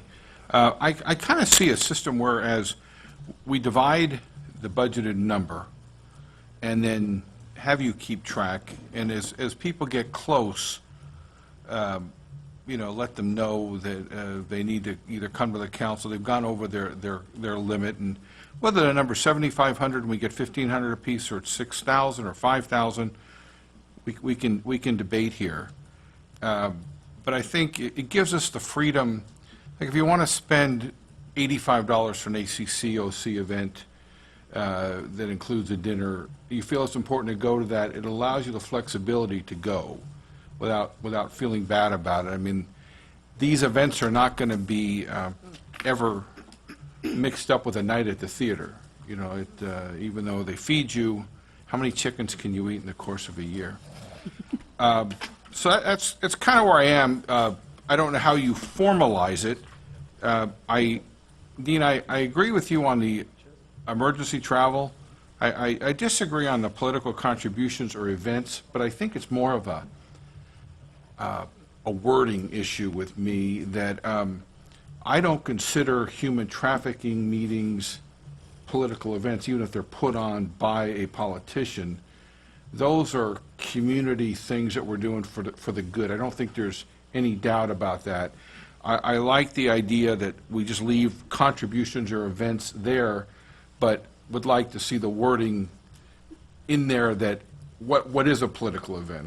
To me, a political event is a fundraiser or somebody's trying to run for something. And if an elected official, let's face it, elected officials are doing a lot of the work, of this type of work. That's who tries to solve these problems. I feel it's important that we're able to go to those. If you're passionate about a cause and it's $125, if you want to use your share of that for that, to me, that's fine. I just would like to keep political as far away from anything we spend on as possible. So really, I think it's just semantics there. I agree. I think one of the things that we've mixed into this a little bit too, and that is both Shelley and I our representatives on League of Cities from the standpoint of policy, which we've not had that representation before. That does require travel. They do one meeting local in Ontario, but the other 3 meetings, for the most part, are travel unless the annual conference is local. So we are going to be experiencing that. I just mentioned to Troy at this particular point so far this year, and we've not had major issues, but so far this year we're at $5,700. And so the $7,500 placeholder makes sense. You know, to go to some of the ACOC meetings, I deliberately don't go because there's a fee attached to it. Yeah. And I don't, you know, number one, I don't feel that strongly to pay for it out of my own pocket, A, and B, I don't think with paying the high dues that we pay to them, it's justifiable to do that either. But that's a different topic for a different meeting. You know, when this first came up, it started last year when Mayor Mejia was here, and it was kind of in reference to what the City of Cypress does. And City of Cypress has their monthly stipend that goes to the council, and that's pretty much dictated by the state based on population. You can't exceed a certain amount, unless, I guess, you know, you're in Bell, where they figured out a way to do it. But there are other things that come up. So what Cypress has done is allocates $300 a month to each council member to use. That it can be used for cell phone if they figure it's business related or city related. It can be used for parking fees. It can be used for whatever. But they can't submit anything above and beyond that. So if they went to a meeting in downtown LA, the cost from the standpoint of travel, I mean, there's some of the things that we do that it's a full day journey just to go to a 1-hour meeting someplace. And the appropriate thing was to have some type of funding available that we could draw upon if we felt that was needed. The idea of coming back to the council and getting a supermajority, I don't think that's a problem either. You know, the serving on the policy committees is a benefit to the city, and I don't think there's a question from the standpoint of us here on the council in terms of supporting that. But I think we need to continue to police ourselves like we've been doing. It's just that you know, like Councilmember Hasselbrink says, I don't think all 5 of us need to go to Americana at $260 apiece. You know, you go 1 year, they used to comp the mayor. They're not doing that anymore, so I'm told. The amount of state of the city lunches, at this particular point, we've been turning in on some, paying some out of our own pockets type of thing. Those are things from the standpoint of immediate neighbors that are important for us to attend. But I think we can figure out how many of us go and not overload the thing. So I just had, as far as the city events, this discussion piece I thought was strictly more about the nonprofits and that type of thing, as opposed to the city functions and our neighbor city functions like State of the City and that type of thing. And the only reason I'm hesitant is, you know, and I'd like more detail just because I want a council like 0506 that if it does start getting abuse by future councils, that they have to come up here and vet this out again, just like we're doing it now. I want them to be able to have to publicly come out and say why they're changing it, why they have to go back to the 31,000. And then the word political in any contribution event, especially as coming into re-election season for anybody, I just want to make sure that the perception is that we're not footing the bill on the city level to go to any political campaign, whether it looks like it's a continuing education class and you can donate or that type of thing. I just don't want to put the city or the council in that position where it's perceived as though we're supporting one cause over the other because of simply who's attending there and the city's paying the bill. That's my only hesitation. I totally agree. Can you guys give me an example? I mean, what is you guys want to keep the charitable contribution word in the, I mean, what would be an example of a contribution? No, I don't want, I'm No, sorry. I know you don't, but I thought you guys said, going back and forth, because we're in here, item number 3.02, section 5, charitable contributions and event, and charitable event tickets. I thought, Dean, you were going towards remove charitable contributions and just say charitable event tickets shall be reimbursable. Yeah. Okay. Charitable contributions to be taken out, even charitable event tickets. I think we should have the latitude from the standpoint of making the decision, but, when it comes to, and Shelley, I could be wrong, but this is a city council travel and meeting expense. So the $5,700 that we've spent, the city clerk can help clarify it, but I think that involves going to State of the city. states of the cities and those types of events. Really, the only thing that's been, the primary thing that's been excluded has been charitable Yeah. contributions and events. And because the discussion had taken place at the council level to bring something back to, as the mayor says, to consider it, that's why that section 5 was added in there. I mean, it could be taken out, or it could be reduced down to 1, or it could be specified in the budget, 2 or 3 events that are allowable. That's why it was put in, though. So I mean, I would be supportive if if you took off the charitable contributions, because I can't think of one time where we would want to do any sort of contributions on the political. I don't see one time where we'd ever go to a fundraiser where in the name of so and so. So I'm totally there with that. I think it's probably the charitable event tickets are really the things I mean, and to be honest, and Rich, when he first came into the office, I remember him saying, I don't want to focus on the little things. I want to focus on the $10,000 and above, and we're really focused on something that probably is $1,500 to $2,000 for the year in total for all of us for that type of category specifically. And like the golf tournaments and stuff like that, I guess I've never done that. I would feel like a tournament where you're actually going to do, I think that would be something you'd pay out of your own pocket, but. Well, let me ask you this, so what's the difference between going to the theater for CASA and doing the golf tournament for the Yeah, I see the dilemma. I mean, it's. I know, I absolutely see the Is it nighttime where dilemma. you dress up and we'll pay for that, but if Yeah. you're wearing golf clothes, we won't pay for that? I mean, seriously, you've got to look I like at that, yeah. what these big fundraisers are, and some of them only do a golf tournament, and that's their biggest fundraiser. And so do we say no because it's during the day and most of us don't like golf? I mean, so that's why I want to just be really specific in how we treat one, we treat them all equally. And are they headquartered in Los Alamitos, or do they contribute to Los Alamitos? How do we deal with pathways? There's just some really fuzzy stuff that I'd really like. Are you guys concerned, though, that we start to require staff to micro-track all this stuff? I mean, I got to tell you, the one thing that I think our city clerk has done that's really helpful to me is I get their calendar every week, and the first thing I look through is what's the events coming up for the following week as I'm trying to plan my week, and then who has covered what. And so I can see right there, Dean is confirmed, and Warren has confirmed, and Shelley confirmed but hasn't paid. No.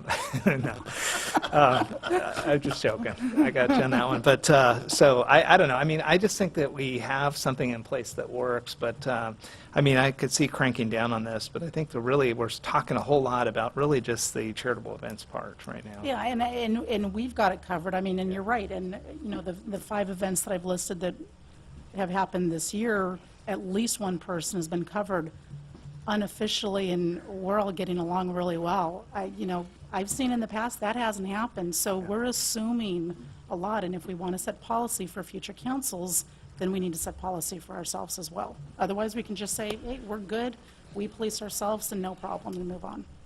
So does staff have enough direction, I mean, to crank this thing down a little bit? You guys should just take care of it? No. Could I ask for a show of hands who would vote for paying for charitable contributions and charitable event tickets? Is there? Contributions? No. Yeah. No, but events, yes. Yeah, I But- would support the events. And I think perhaps maybe the dilemma that Councilmember Hasselbank has is, looking back in the past at the $20-some-odd, $30,000 kind of expenses, in order to maybe to prevent that, as we bake into this, we ask staff to bake in this $8 limit that really restricts us, so we're not going crazy. And I do agree, the charitable golf tournament versus a dinner, they're kind of the same. So one just takes a lot longer. The golf takes a lot longer. Yeah. And my back would hurt after that, and I don't want to do that. The clothes are cute.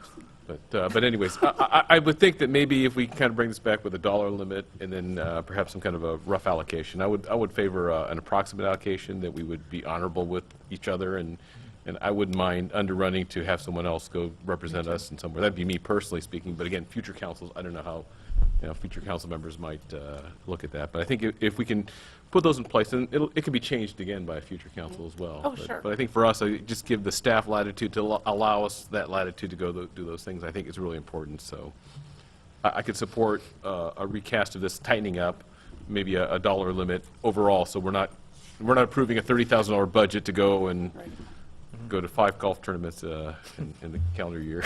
And obviously, if we all want to go and foot our own bill, that's no problem either. This is just city expense, so we're, So is the council suggesting leaving some modification of Section 5 in, and then staff coming back with a dollar cap on specifically charitable events, no contributions, but charitable events? Maybe a budgetary cap at the budgetary line, right? So that's And cap, and then what also we had put in here is specifying what those events are. I mean, that does get into a little, logistically a little bit difficult. May be easier to just have a dollar amount, limit that dollar amount, bring it back to the council. And then we'd go for, leave something in for charitable events with the dollar amount in total. Yeah. Jason, does that work? Yeah, that's helpful. I still would like to see the charitable part taken out, because I don't think we really want to deal with the charitable. We're talking events, activity. Well, we do have attending city events. It's listed in 3.02 as an authorized expense attending, number 4, which was part of the existing policy, Right. attending city events. So the only thing that's really been added into that authorized expense for consideration is the charitable, But Section 5. 4 talks about city events. Are we talking this city? I think that would include others, states. I would think the language means This city. And so Wanna my clarify. point being is that last year, we had somebody say they were going to go to the State of the City in Orange.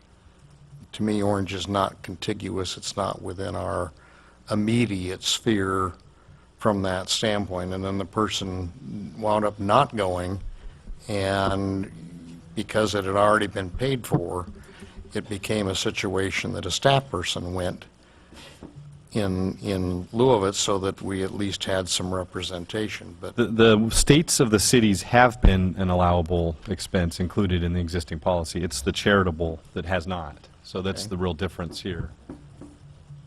well, I guess then that part of it comes back is how many do you go to, and how many people are involved in representation, and that's in some aspects you could have one member going to everything and another member not going to any of them. I mean, I try to look, much like Warren was saying on the thing, I'd rather defer out if there's others that want to attend, as long as it's apparent that the city's going to be represented. Yeah, I think you might want to, I mean, the dollar amount that's included in the budget right now under the fiscal impact is $7,500, recognizing the policy representation on the part of council and the potential for bumping it up slightly to allow for charitable events with a cap. I mean, staff can monitor that. It doesn't, I mean, we track it now in a spreadsheet. We can bring that back on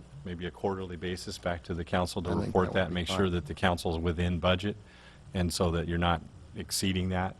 Jason, you have? Yeah. Would that work? That would. Doing it that way? I'm good with that. Okay. So do you want to also, the other language under that Councilmember Gross had suggested under 303C, do you want to do anything with that?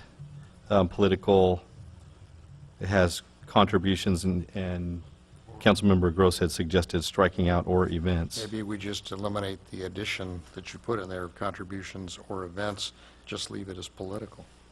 It's, We're- the way it was before was one section C, which was, and you got to turn to the next page, political, charitable contributions or event. I think anywhere, again, my Which was feeling is where we unauthorized. That was say unauthorized. charitable, I think we ought to figure out a better word for it. Well, at 303C, I'm fine with unauthorized as political contributions or event. I don't want any political as being authorized. So that's, I don't have a problem with that. Dean, what were you talking about? I just, and I agree, I've changed my position on it. I just felt Okay. that, anything political is unauthorized. Yeah. They're saying they've added some language in D to say charitable contributions or charitable event tickets, which the official is taking or will take a tax deduction. I hadn't even contemplated that aspect either from the standpoint. And that's listed as an There's- unauthorized expense. Yeah, okay. So we're, So that would still We'll work for leave them. 303C as it is, No. and then everybody's in agreement, I believe, on 401A2, approval for emergency travel? Nobody objects to the Mayor Pro Tem? So his Councilmember Gross' suggestion was to also add in "and Mayor Pro Tem"? Yeah, And we'll so let's add do, that in. yeah, Okay. everybody's in agreement with that. so I'm sorry not to beleaguer this, but we're adding, under 302, we're adding charitable event as authorized, but then in 303D, charitable events are unauthorized. Yeah, it seems like D needs to go away, if, one way or the other. I mean, you either need I to. agree. Right, Yeah. it's either authorized or it's unauthorized. And I think the way we were talking about charitable contributions are unauthorized, but charitable events are authorized within the cap. Yeah. I think D tries to stop somebody from double dipping and paying, getting reimbursed, and then taking the deduction. Yeah, but that would be illegal. I mean, it's, I don't know if that's a policy that we can Yeah. set. I mean, Yeah. that's your, up to your own tax ethic. Yeah, and the policy does deal with if someone is doing something illegal, there is a remedy within the policy to address that. So we could just strike that out altogether, D. So everybody in agreement to take D out? yeah. Yeah. Okay. Take D out as far as charitable events as unauthorized. Because Just- didn't we just add it as in 5? Yeah. As a limited, 5 limited. Remove D, yeah. Right, so unauthorized in D would be charitable contributions, but we're making charitable events authorized in 5, 302.5. You just have to put it in both. Can you look at those, Carrie, to make sure they're not in conflict? Well, charitable, I'm sorry, I guess it's D. That's designed to keep people from double dipping, as I think it was the mayor just said. And so you might want to, if you're taking out the word contributions from A5, then you may as well take it out from D as well, because you're not going to have charitable contributions ever. They're all unauthorized. You'll have charitable events that might be authorized unless somebody is also taking a deduction for it. We just remove charitable contributions and charitable off of 5 and leave in event Right. tickets Yes. Okay. and start there. All right. Thank you. And we'll bring back that language. So 5, we'll have to come up with a cap, a dollar cap, and put that into the language Okay. and get that back to the council. Thank you. Is that anything else you can think of, Jason? And we can horse trade if we get close to our cap. Somebody hasn't used theirs, we can negotiate. There you go. We didn't do it, but is there any public comment on 9A? Okay, and then let's open up the public comment on 9B. Seeing none, we'll go to the staff report. So on March 23rd, the City Council approved the selection of Skyline MediaCast Productions to perform a cable operations study. The goal of the study is to minimize operating costs of LATV while at the same time finding revenue offsets that reduce or eliminate the net cost to the city's general fund. The cable operations study commenced on April 1st and will be completed on or before the end of this fiscal year, June 30th. In July, Skyline will present the final results of the study and related findings to the City Council. Skyline is here tonight to provide the City Council with an update on what they've accomplished to date and to discuss preliminary findings. At this point, I'll turn it over to them.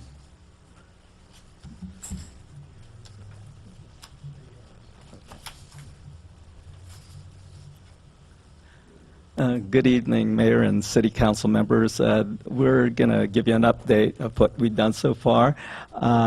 First of all, we did meet with the Parks, Recreation, and Cultural Arts Commission, and we did meet with them one-on-one prior to the meeting. And what we were trying to find out is what type of programming that they wanted to see on LATV, and also mainly to go through checkout procedures for LATV equipment.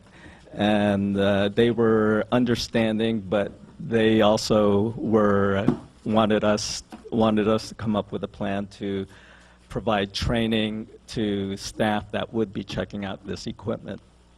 And they also talked about increasing programming of community events, high school events, sports activities, and children's programming. And most of them would like to see LATV more out in the field than covering local events. We also attended the Cable Commission meeting. We did some initial one-on-one information gathering, and then by conducting individual meetings with the commissioners. Some of the feedback that we got from the commissioners, these are quotes, if you will. Somebody on the commission felt there were currently only 2 to 3 qualified and active public access producers. Somebody wanted to develop a strong plan and vision for LATV3. There was a comment that they wanted to uphold original mission statement by producing programming by the public for the public. Somebody wanted to restore the activity level to what it used to be. Another person wanted to increase the LATV3 volunteers who had technical training. To keep going, someone else wanted to, somebody had wanted to present 15 to 20 community entities who had written letters of intent to produce programming. Somebody else wanted to develop a more structured process for the station as whole. One of the commissioners wanted to define the separation of aspects of operations and separation of powers within LATV3. Another commissioner said that cable commissioners should not be involved in the daily operations. Another comment was to restore LATV3 to the capability of producing public interest programs. Someone else was in favor of a 12-part training program for potential public access producers. Another person was in favor of sports and high school volunteers. And the high school representative that attends the commission believed that high school students would be very interested in volunteering at LATV3 in the future. And then we also attended the Los Alamitos Chamber of Commerce Board meeting, and we were trying to get feedback from those that were attending, and they expressed an interest in less talking heads programming and more Little League games and the Little League World Series in particular. Some of them also wanted to see us highlight some of the nonprofits here in Los Alamitos. And we were also trying to gauge their interest in sponsored programming by chamber members, and they showed some interest in sponsored programming, and they invited us to the chamber breakfast on May 1st to present some of our sponsored packages. We also had a meeting with the superintendent of the Los Alamitos Unified School District and gauged the interest level in working with LATV3. In attendance were, besides Sherry Kropp, Joshua Arnold, who's the high school principal, Melissa Miller, who's the high school activities and athletics director, and Jan Gilbertson, who is the vice president of the high school baseball booster. Sherry Kropp said that the school was very interested in rekindling a robust working relationship with LATV3. We discussed some interest in student-produced programming such as high school sporting events, and we were told that the program currently, their video program currently has over 120 students, and they thought that we should come meet their advanced students to seek an interest level in volunteering and contract work at LATV3. And Mr. Gilbertson expressed interest in the boosters financially supporting sporting event productions and even asked for some numbers at that meeting.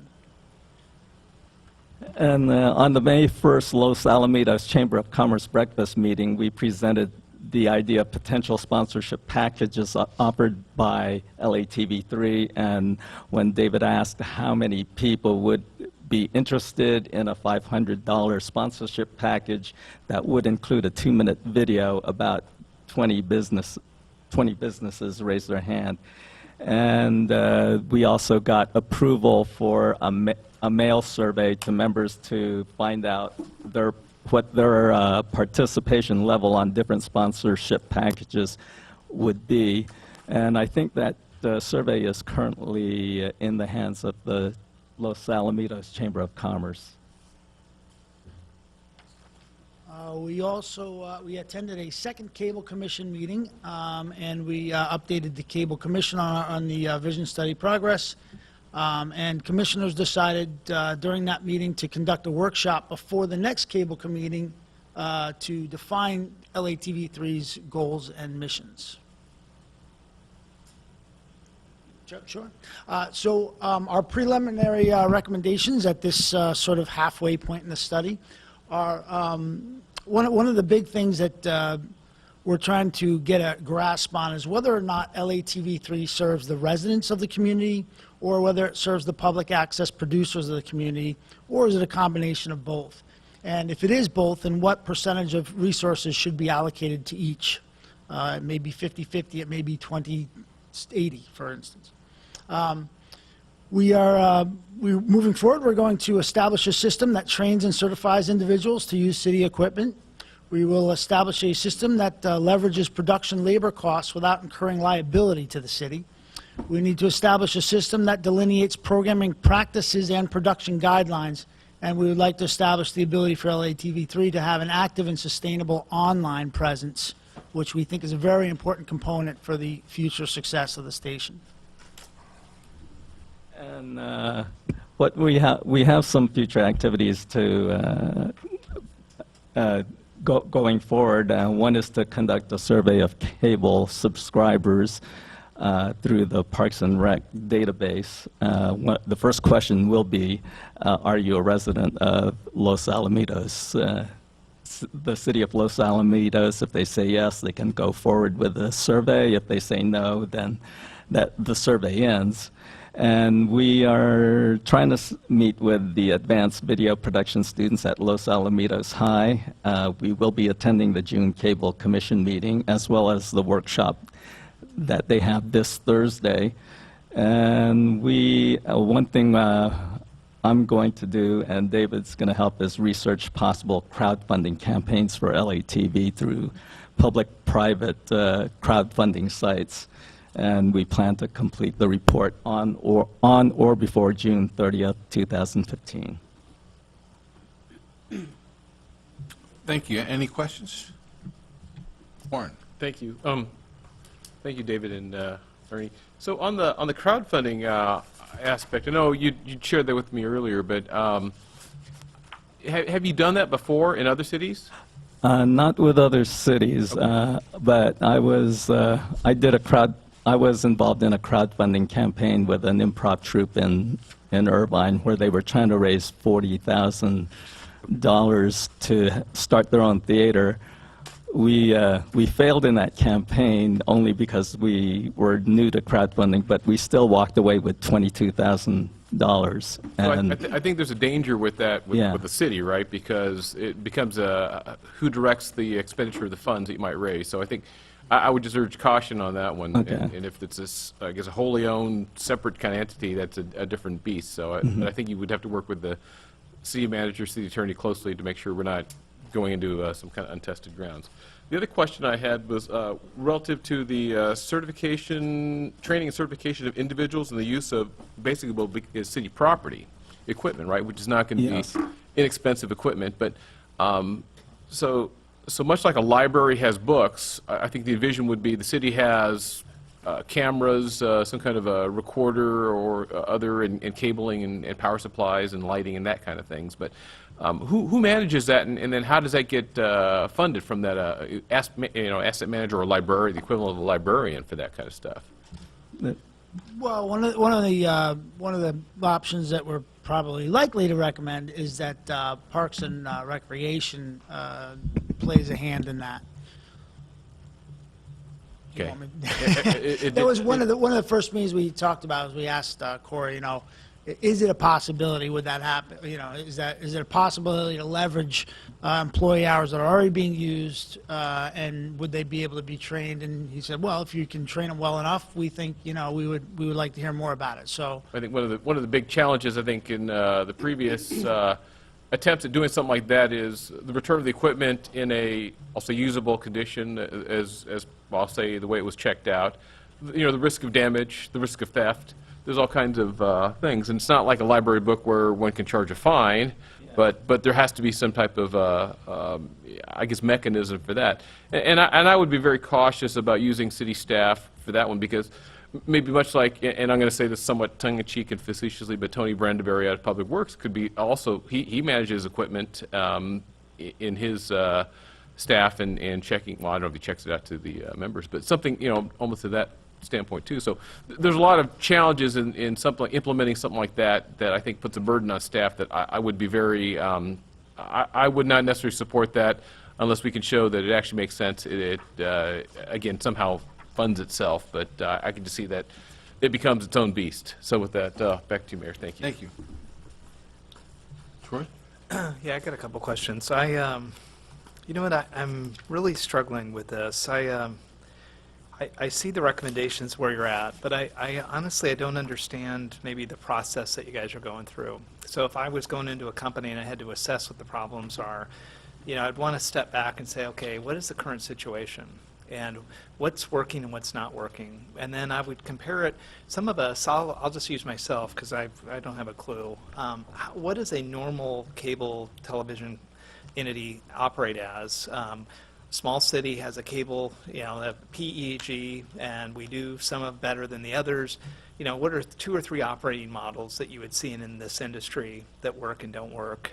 Everything, and then from that, kind of a fit gap to, okay, now you got feedback. I see a lot of interviews here where you're going through a process, and I'll call it soundings. You're getting, and I mean very raw soundings. You're not interpreting them yet. You're getting down to just saying, hey, somebody said specifically this, and somebody said, because I think you're trying to be fair that no one accuses you guys of watering down what they said. Great, but it doesn't give me information. It just kind of, I know all this, and so, and you know what? Maybe a little bit different than up here. I want to press you guys, because I want more than, first of all, I didn't support this, but I understand what you're trying to do, and I don't understand the process that we're going through.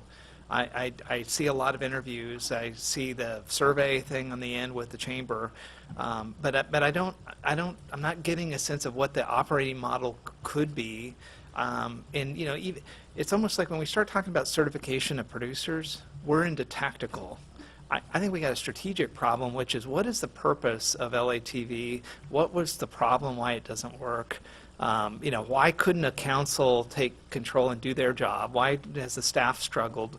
What is the root cause of this issue? For me, what I'm hoping, and again, just trying to give you some input, be constructive, and get something out of this, I really am interested in the process we're going through. I want to know what's the expected outcome in the end that you guys are hoping to get to.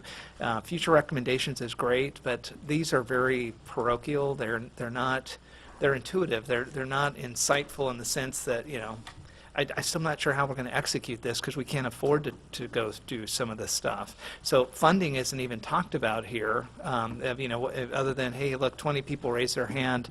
What does that mean? I still wonder, is it still legal for us to be able to have people, charging for space and being able to what are revenue models? A lot of questions, not a lot of answers, and again, I don't know the general response, and maybe just the one thing that I'll ask the question specifically, maybe a response with, what is this process?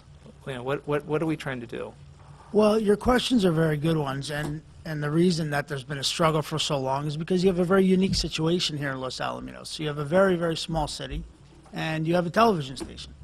And it's been working for a long time, and then it hasn't. And then it did a little bit, and then it didn't, right? And so then there were legal issues, and then there were other legal issues. And the reason is because, a station requires operations. It requires a manager, somebody who's going to run the station. And you don't have that here. You don't have a PIO, a public information officer, So, typically in other cities, if you ask me about other models, you've got a public information officer, a station manager, and then someone who assigns jobs like to media specialists and producers, and then even private contractors on top of that get hired to produce content. But here, you don't have that. And if you're to ask me what the problem is today, sort of an update, I'll tell you, right now you've got a mission statement and you've got policies and procedures that state your station is a public access station. And let me back up a second because I think one of the clarifications too, I know there's been a lot of semantic discussions about what is the PEG. The PEG station, as you well know, means that you get $1 per cable subscriber that is put in a capital fund that the federal government says you must use to buy equipment so that we can produce local programming. Now, who is we? Well, that's what the council gets to decide. So it can be public, it can be educational, or it can be government, and the public access. So right now, you've had this sort of strange hybrid because you've got policies and procedures that say that we're a public access station, but in reality, your programming and the way you're operating is a government station. You've got contractors that are getting paid to do work, right? So that's not public access. But you're trying, not you, but I'm saying, but we're in this strange place right now where the policies and procedures haven't been updated from when it was run by a 501c3, which is another model, a successful model for public access. So part of our process is, fact-finding and, figuring out where we are now and who's doing what and who owns the domain name for the website and who's producing what and where are they producing it and what equipment are they using and who's paying for it and who's not paying for it. So that's been a large part of the process to this point.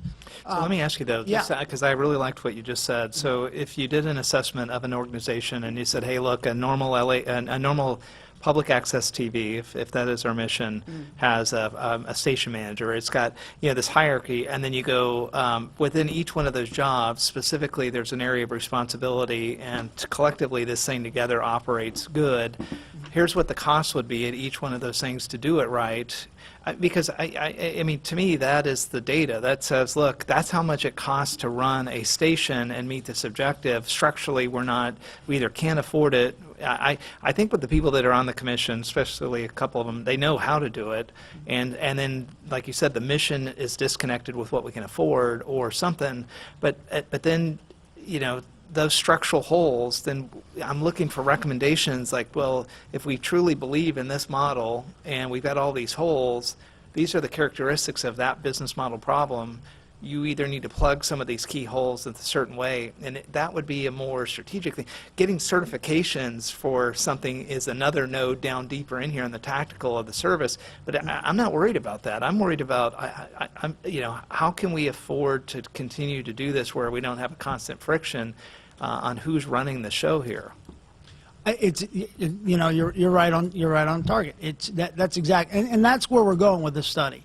And the challenge that we've been presented with is, hey, find a way to run this station. Find a way to do it without impacting the general fund. And of course, that's magic, right? I mean, that's a tough thing to do. So to answer your question, one of the models that we're looking at, and in the end, this is the vision study. It's separate scenarios under which you can potentially run your station, right? One of the scenarios that we discussed early on, and really, I'll even say the reason for the vision study is because we thought, have you tried sponsored programming as a vehicle to produce money that covers operations? And that was something that we started kicking around. Started running some, numbers on a piece of paper and on a napkin, right? And it started looking good. And so that's a large part of what we're looking at. And that's why, some of the things we're sharing with you is there does seem to be, at this point, an interest in sponsored programming. And the next step now is to find out in a real market, because we don't want to make an idealistic pie-in-the-sky guess. When we were in front of the chamber, we said straight up, if you're not interested in this, please let us know, because we want real data. So if you're raising your hand now, that means that if you hear the right things, you'll write the check for the $500, right?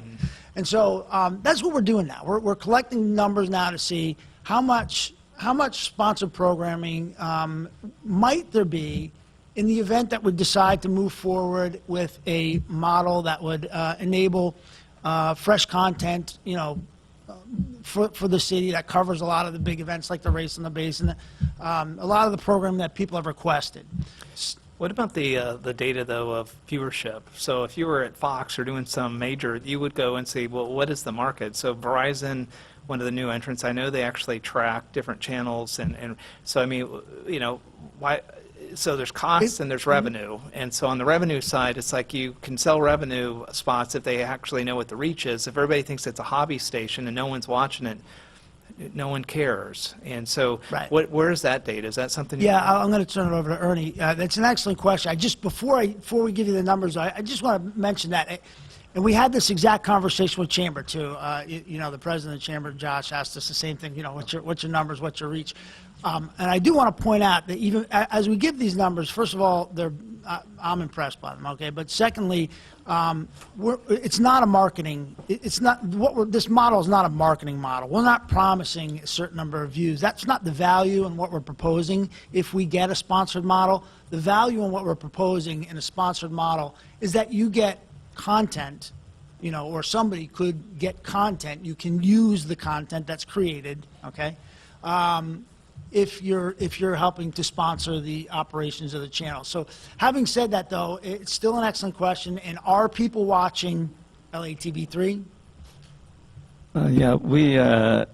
The figures we were given, between Verizon and Time Warner were in March, they had 922 views of 5 minutes or more. And in April, it dipped down to 915 views or more. And currently, between Verizon and Time Warner, there's about 2,600 subscribers.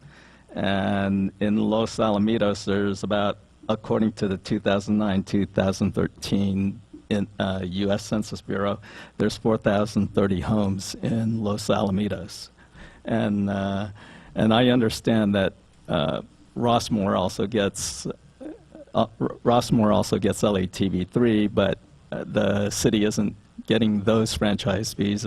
They're going to the county, and they have about 3,881 homes there in Rossmore and 997 businesses, registered businesses there.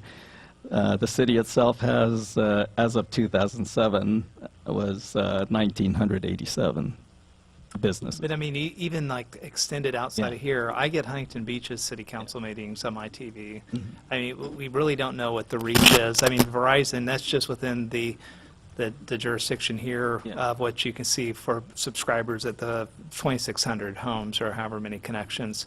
I don't know. I guess, like I said, I'm probably more of a data-driven person. I'd want to know what, now we're on the revenue side. I was on the cost side. Like, how much does it cost to have a structure to do this? And you get to the bottom line, you say it's X.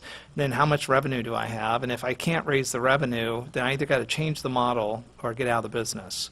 And I'm hoping that your study at the end, it's the vision, will come up with some really specific operational recommendations, not just, going through and saying, hey, look, we need to qualify producers and we need a better relationship with the school district and for this type of thing, or rekindle it as the recommendation. It just, I don't know, I'm not seeing that. Yeah, you're not seeing it at the halfway point, but you are, thank you for pointing it out, and rest assured that the things that we're talking about are in line with giving you the 3 different options at the end that will be fully realized, potential ways to operate the station.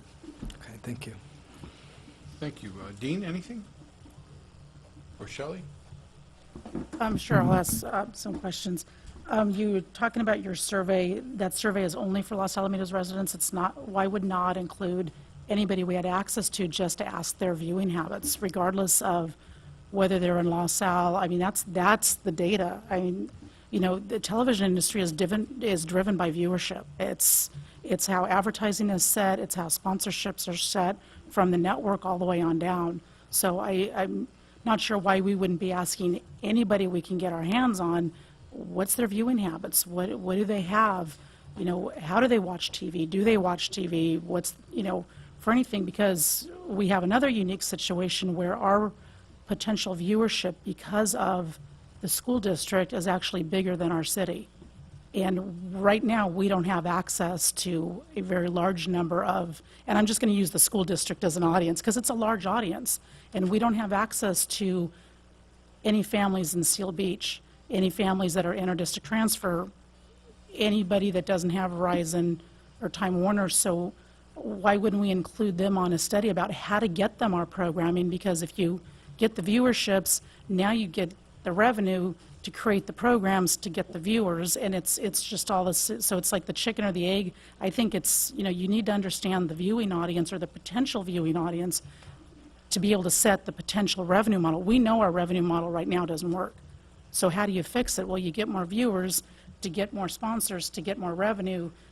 You know, and I that's kind of what I want to hear, and that's a lot of data, and networks are run by it. I totally, and I know you're from network, and that is a very sound business model for a television station that's looking to create revenue by selling advertising spots. So just to be clear, the model that we're looking at in sponsored television doesn't allow for any call to action. It just allows a business or entity to sponsor a program and, you know, be recognized for sponsoring it. You know, and I'm well aware of the advertising model. I've never seen it applied before to a public access or government or any kind of PEG channel. That's not to say I think it's admirable that we reach out to as many viewers as we can. But in my opinion, that the purpose of doing that is to create a pride and a sense of community and a communication model between the city and its residents. So I like the idea of reaching out to the school district, though. I'm glad you brought that up again, because I would like to see whether or not if that's a possibility. That would be awesome. But the one way we can do that, regardless of whether or not we're able to renegotiate a contract that would allow other people to reach our signal or carry our signal or not, is definitely to produce an online presence, is to make the programming available either on a YouTube channel that is you know, LATV3 YouTube channel, on the city server, or any other sort of you know, distribution system that would be online. And I just want to make sure, and you know, I misuse the word advertising, I'm talking sponsors, but if I'm reaching out to a local business and I'm reaching out to Green Street Interiors and said, hey Judy, for $500, you're going to get a video on LATV, and she's going to say, how many viewers do I get? And said 900. She goes, that's awful. I won't. That's not a business model.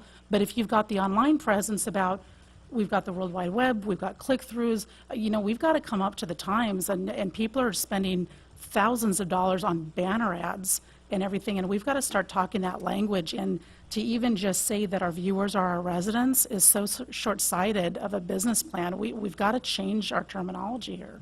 Yeah, totally agree. And what you're pointing out is exactly why the businesses are interested in getting the sponsored program. $500 for professionally produced video that they can use in the manner that you're talking about to reach new clients that are not viewers on LATV is really the value in the proposal. Right, but right now we're representing LATV and saying for $500 you're going to get a video on LATV and you've got 915 views. No, it's actually a video for their website. Okay, I don't think. Well, we're producing for $500. We're allowing somebody to sponsor a part of our operations costs, And in return, we're going to produce a 2-minute video, and as they can use it any way they like. So This is an LATV study, so I'm only concerned about what, let's be selfish here. How is this going to help LATV? And whether they want to go use it on their website, that's great, but $500 for 900 views is not a good. And they're not. I totally agree. But they're not getting They're getting a piece of a professionally produced piece of messaging that they can use in any way they like. And if they were to go to any other place, it would cost them $2,000 for the same thing. So what we're doing is leveraging the labor costs here at LATV3, and we're also leveraging the equipment costs by using city equipment. That's what allows us to bring down the cost to produce this video at a discounted rate. So for the businesses, like I said, there was a great amount of interest in it because they can't get that product for that price anywhere else. And our goal is to make half of that cost become revenue for LATV3. That's the idea. I just want to make sure, as Troy pointed out, the data, I want to make sure as we move forward that we don't limit our data because you have to be a resident here. I mean, the first thing you said was, if you're not a resident here, the survey stops. No, if we've got an access to somebody, I mean, I want to survey everybody. I want to understand their viewing habits. I want to understand all that stuff. I want to understand where they live too, but I don't want it to stop just because they're not in our city limits. Sorry, I didn't get that. That's an excellent point. But this survey is just chamber members, or is it? So there's 2 surveys, yeah, and that's part of also my confusion. I apologize. One survey goes to the business members. That's to establish whether or not we think we'll actually have a working sponsor model. The second survey goes out to the residents, and that was really a recommendation of the Cable Commission that they wanted to get a better idea of what people wanted to see on the channel. And so we decided that we would go ahead and make a survey to find out what people wanted to watch. Which I'm fine, I just don't want to limit it to residents. No, I think that's a great idea. Yeah, yes or no, and then keep going either way. Yeah, agree. Doesn't matter, you just want to know where they live. Okay, that's it. Thank you, Shirley. Dean? Well, as you know, I voted against this, and I haven't changed my mind. My experience in the past, when you hire a consultant, the consultant knows what he's doing. If you hire an attorney that is specified in divorce and you're faced with a dissolution, you hire the best that you can find to protect your interests in that particular process. We've been at this now for a month. We've expended $6,000, which was approved tonight. The survey that they've talked about went out in an email this afternoon, just prior to the council meeting. They've asked a total of 6 questions. Number 7 is to provide any input they want. Number 8, any other information if they want to. If you want to contact them back, or you want them to contact you. Of those questions, of the 6, 4 of the 6 ask about money. Do you want to spend $500, yes or no, or I want more information, to get the website, video, and or social media campaigns? The next one was for $1,000 for a 2-minute video production and sponsoring a 7-minute segment on LATV. The 5th question was title sponsorship between the area of $3,000 and $10,000. And then the last one was between $500 and $1,500.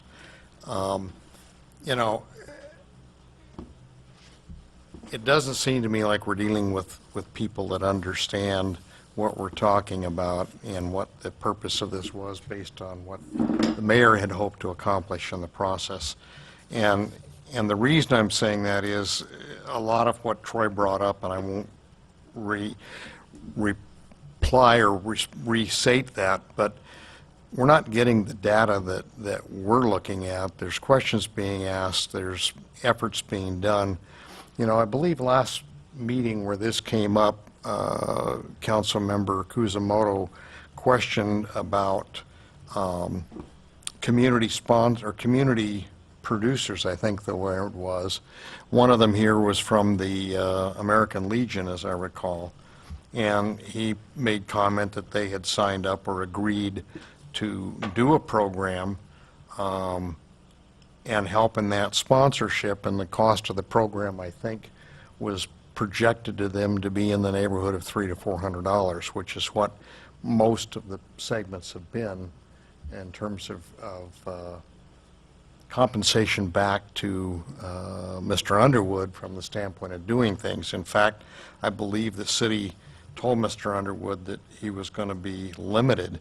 He couldn't ask for more than $400, and that was from the city manager. Regardless of what was involved and what was being done, he was going to be restricted to that amount. The survey that was put out, which Mr. Kuzumoto, you may find interesting, especially when you question the authority of the commission to offer that type of a program and have a fee, and did the city actually have a contract? And the city manager made very clear, no, the city doesn't have a contract and the city wouldn't be obligated. This particular study went out on LATV, and they've offered, if you put your name on this, we're going to select one of the people that come back and give them a $500 video program. Presumption being that it's going to be on LATV, and I don't believe that was part of the scope of work or the intention, and so I would wonder if staff has approved that, giving the Skyline folks here the authorization to offer a program to appear on LATV, when at this particular point they're just simply in a fact-finding and gathering mode. So maybe the yes or no question would be, has city staff given them that authorization to spend or to give away programming on LATV? Well, we did look at the scope of the services included in the agreement. Based on your question, we feel it does fit within the scope of the agreement. Jason, you have the language within the scope that we've reviewed that we think it fits into. That they can give away programming on the TV whether or not this thing moves forward, because Just one, Ernie probably can talk about the concept, but this is just one show that they're talking about producing as an incentive to get people into the pool of potential businesses that want to buy into this. and that was within the scope? Part of the scope is to assess interest. And actually looking at the actual survey, it doesn't say it's actually going to go on LATV. It just says, is your company interested in, and then it provides the different scenarios.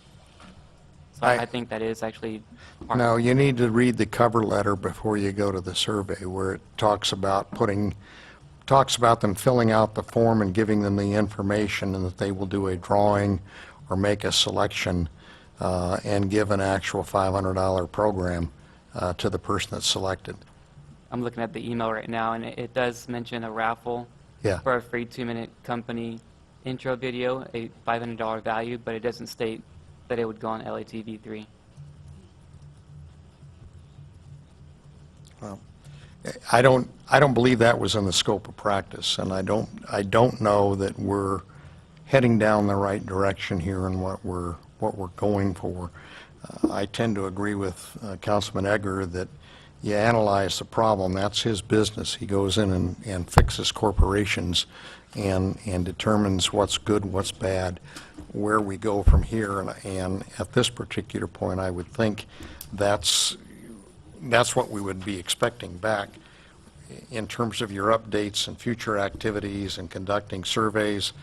You know, I totally understand where Councilmember Hasselbrink is saying, and one of her proposals was wanting to have the content on Channel 3 stream. We've had some residents come in that said, you know, if I'm in New York with the choir and I want to see something that's going on the TV, I'd like to be able to get online and be able to do that. And I just don't know. I don't think this is headed in the direction that the mayor wanted. And I don't think we're getting the value back from the standpoint of the money that's being expended. And I think in fairness to the folks that were selected, a lot of what they're doing has been skewed by staff in the process of what staff thinks the resolution is.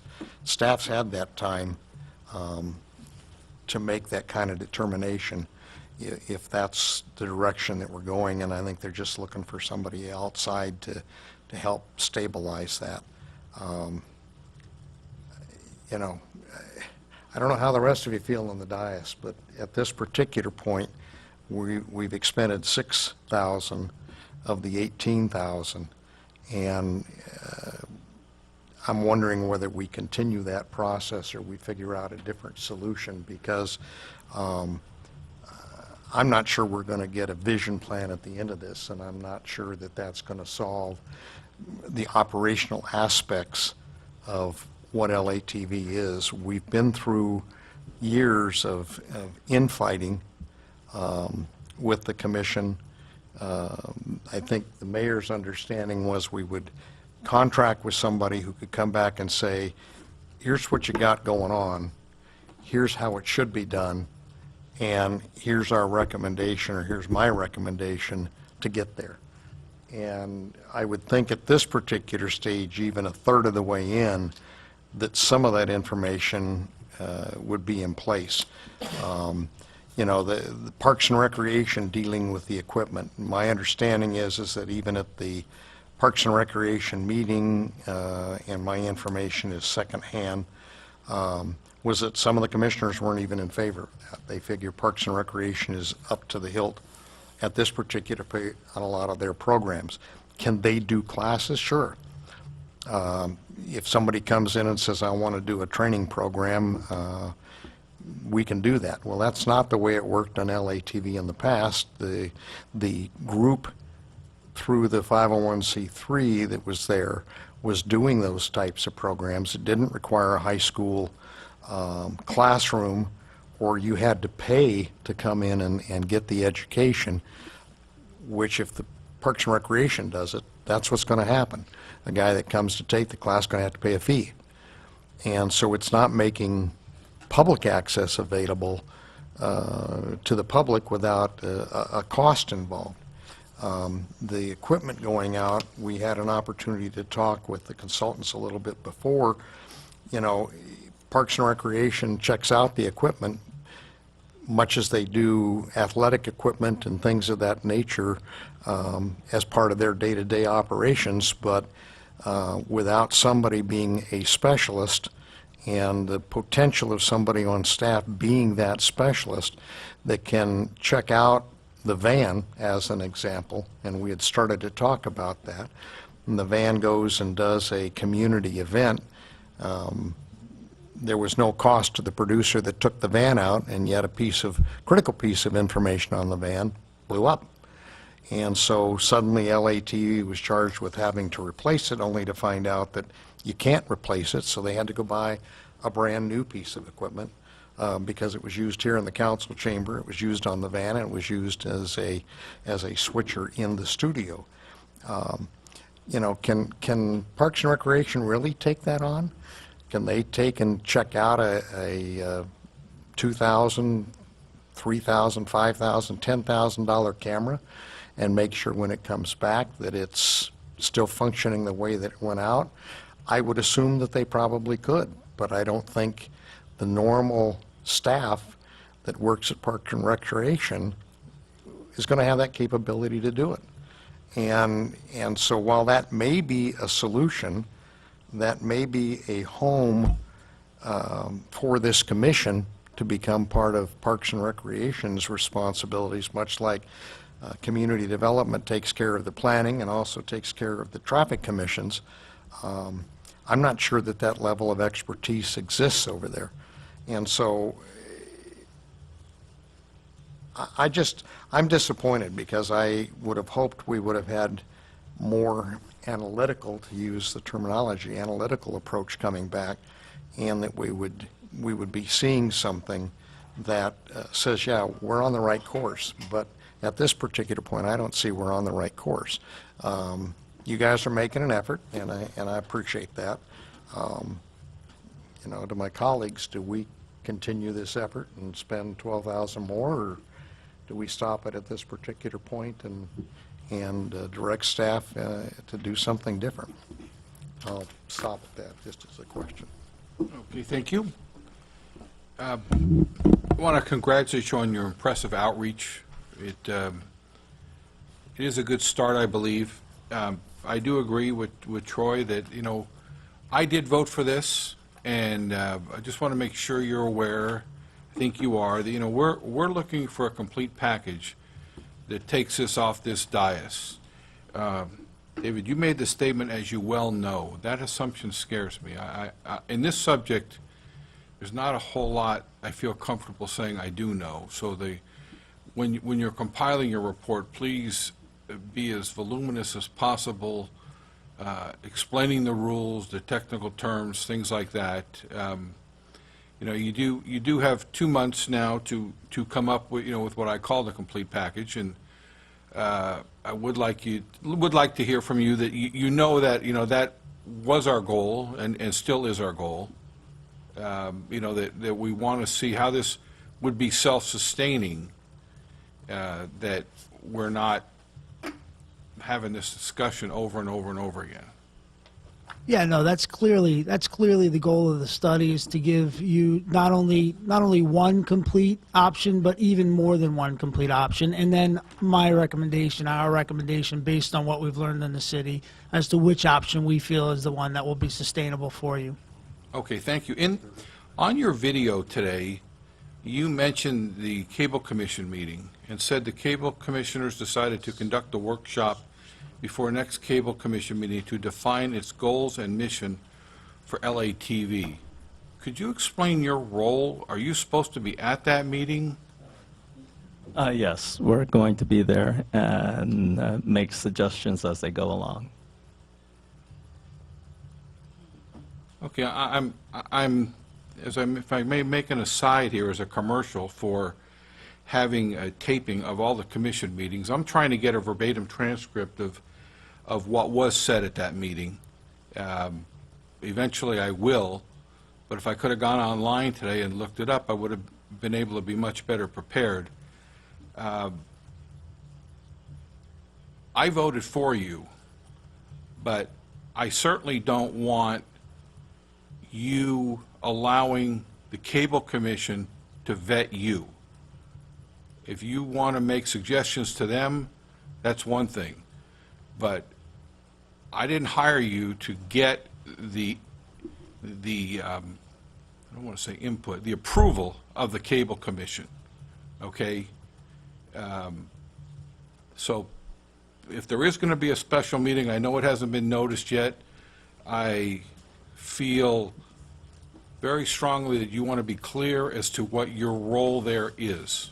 Okay, it is not, in my opinion, it was not voted upon for them to guide you. If they want to come up with a goals and mission for LATV, they're allowed to do that. I don't see where your input is going to help that in the least. Okay, I do have a city staff's conclusions based upon listening to the tape. Okay, I'm not really ready to make any discussion on that because there's a lot of interpretation. I do want to listen to the audio to see exactly what was said, but what was said tends to be very disturbing to me. And as I stated before, you're not to be vetted by the Cable Commission. Okay, if you do go, expect you're going to assist them with what possible goals and mission statement might be, but not looking for them to approve what you're going to say. Okay? Thank you. You're welcome. Anyone else? Okay. Thank you very much. Mayor, real quick. Yes? I would just, on adding that, you know, what is it, the goals and, defining goals and mission, I would prefer to see that after their report and them providing some direction about what realistic goals and missions are for LATV. I would rather have them spend their remaining time on getting more data and coming up with the strategic options about how we're going to look, because I think that will define the goals and missions. I think spending any time on defining any goals and missions, we don't even know what LATV is going to look like at this point. And I think it would be, you know, I want data points, I want, you know, more detailed stuff, and then a really detailed report with options, a good, better, and best. And then we take that back, and then we start implementing it on a staff level, a commission level, and a city level. I mean, I think you need to do that. How can you set a goal when you don't even know what you're setting a goal to look like? What's the end result? We don't know. That's why they're here. They're defining the end result. So that would be my input, but I agree 100%. Dean, you had a comment? Yeah, Mayor, I'm just going to say, you know, part of the thing, and I've looked at the items that you asked for information for from the meeting, and in speaking with one of the folks that was at the meeting, items were agendized for discussion purposes, and it was brought to the commission, and the discussion was conducted by the consultants. I think the commission is out there at this particular point, quite honestly, floundering, not knowing whether they're participating in this on the outside, waiting for a direction coming out of it, or whether they move forward independent of what's coming out here. There were goals and procedures established. There's written diagrams from back in the day when it was the 501c3 on what they were doing. There were some when the commission was founded by ordinance to do that. And I don't think they're clear on what it is they're supposed to be doing. And I think that's the reason for that workshop in that particular process. I think sitting on the commission and having the consultant come in and take items that were agendized and then turn around and conduct the discussion based on that, again, just concerns me from the standpoint of the role of the consultant in providing information back to us. And you know, it sounds like the rest of you want to go ahead and spend the remaining money to do that, and that's perfectly fine. From your standpoint, we're all going to be accountable at the end of this, and I'm hopeful that I'm wrong and that we will come out of this with something that's going to give us some meat in terms of what we're doing. The school district does have a TV programming. It's not part of the school program. It's part of the ROP program. And they have a program and a class that does that. And kids can enroll. It's an adult education, so anybody that wants to enroll in it could certainly do that. There wouldn't be a cost. But if I remember correctly, when the 501c was dissolved, the council at that particular time said, look, we've got X amount of money in PEG money that's coming in. A certain portion of that PEG money is to be used as a stipend, I think was the word. So a community producer could come in and say, I want to do Traveling with Althea, and it's going to cost this amount of money to do it. And then the commission then could make that decision and actually allocate out money to a community producer that wants to do it. Right now, anybody can put together a DVD on whatever topic they want to and bring it in, and my understanding is because of public access, the city is obligated to put it on. And we're doing that right now with church services from Long Beach. Right. Which that's, again, one of the existing cable commissioners' project in the process. And so we're running church services for a church in Long Beach, which Okay, I guess that's all right. And part of what some of our producers have been told is, well, you go produce it and bring it in, and we'll run it. Well, that doesn't identify or address the equipment that we've invested in with respect to a studio and with equipment that's there where a community producer can come in and check out equipment. Some cities, they allow that. Some cities, it's strictly, I think they call that term bicycling, where they can bring in a disc and run it. We got a member of the school this year to serve in the commission who's enrolled in that program. And my hope was that in trying to locate this young man was that the school produces a daily video newsletter that runs each morning. Maybe it's 3 minutes, 5 minutes. Well, to me, that just brings the community closer together to what's going on the campus. And I don't see that coming forward, and I would think a DVD of that would be an advantage. When you look at the programs that are produced over there, again, I would think those types of things would be good content within the scope of what a viewer would want to look at. I don't know if you guys have had a chance to talk to that class, but school ends here very soon. And so if you're planning to do that, you might want to move that up on your list to find out what they do and how that might contribute toward the community aspect. The same thing from the standpoint of sports. I don't know if we're going to continue to have funds available as we move beyond the trash agreement into a second phase of that agreement, whether we're still going to have the $6,500 available for the sports programming. It's interesting that we've gone to that sports programming, and it's not at all what was done in the past. It's highlights. Because all of the stuff is cut out. When you look at it, you see the play, and immediately there's another play. And so there's no verbiage like there was done, like you'd see on a live broadcast. And I've not heard any complaints. I've also not heard anybody feedback and say, this is great, this is just what we want.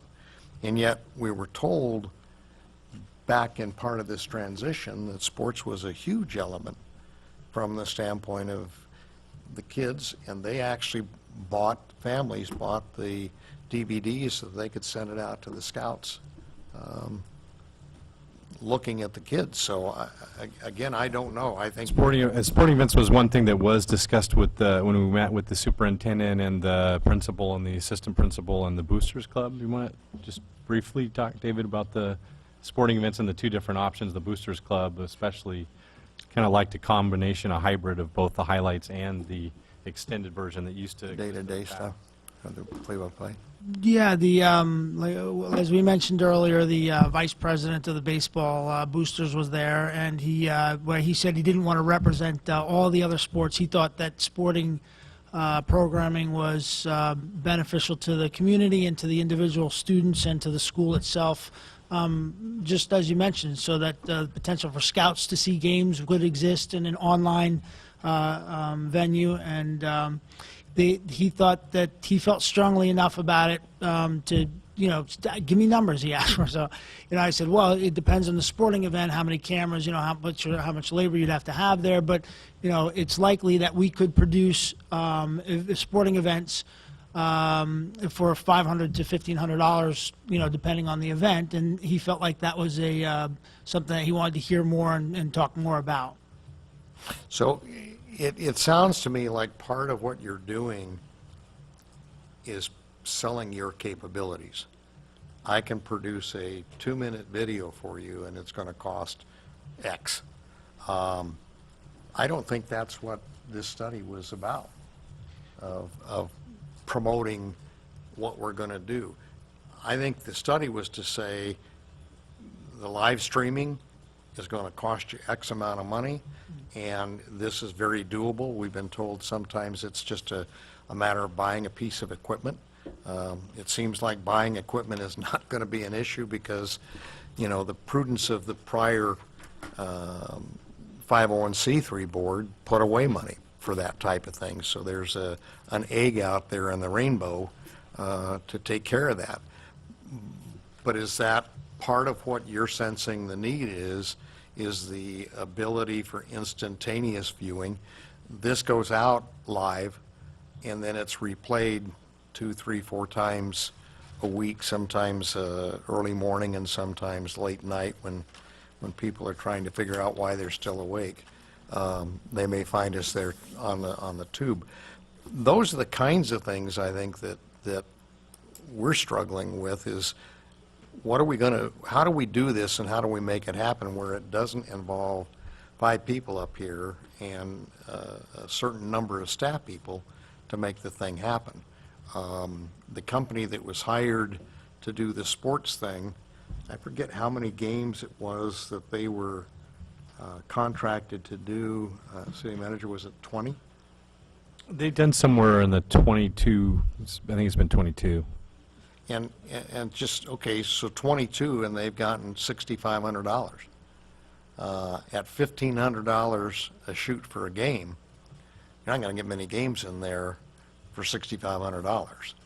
And so, you know, I think the model before was volunteers. People really weren't getting paid. The people weren't learning the cameras and things like that on a set shoot. We're doing so more as a on-the-job training and experience that could help them career-wise.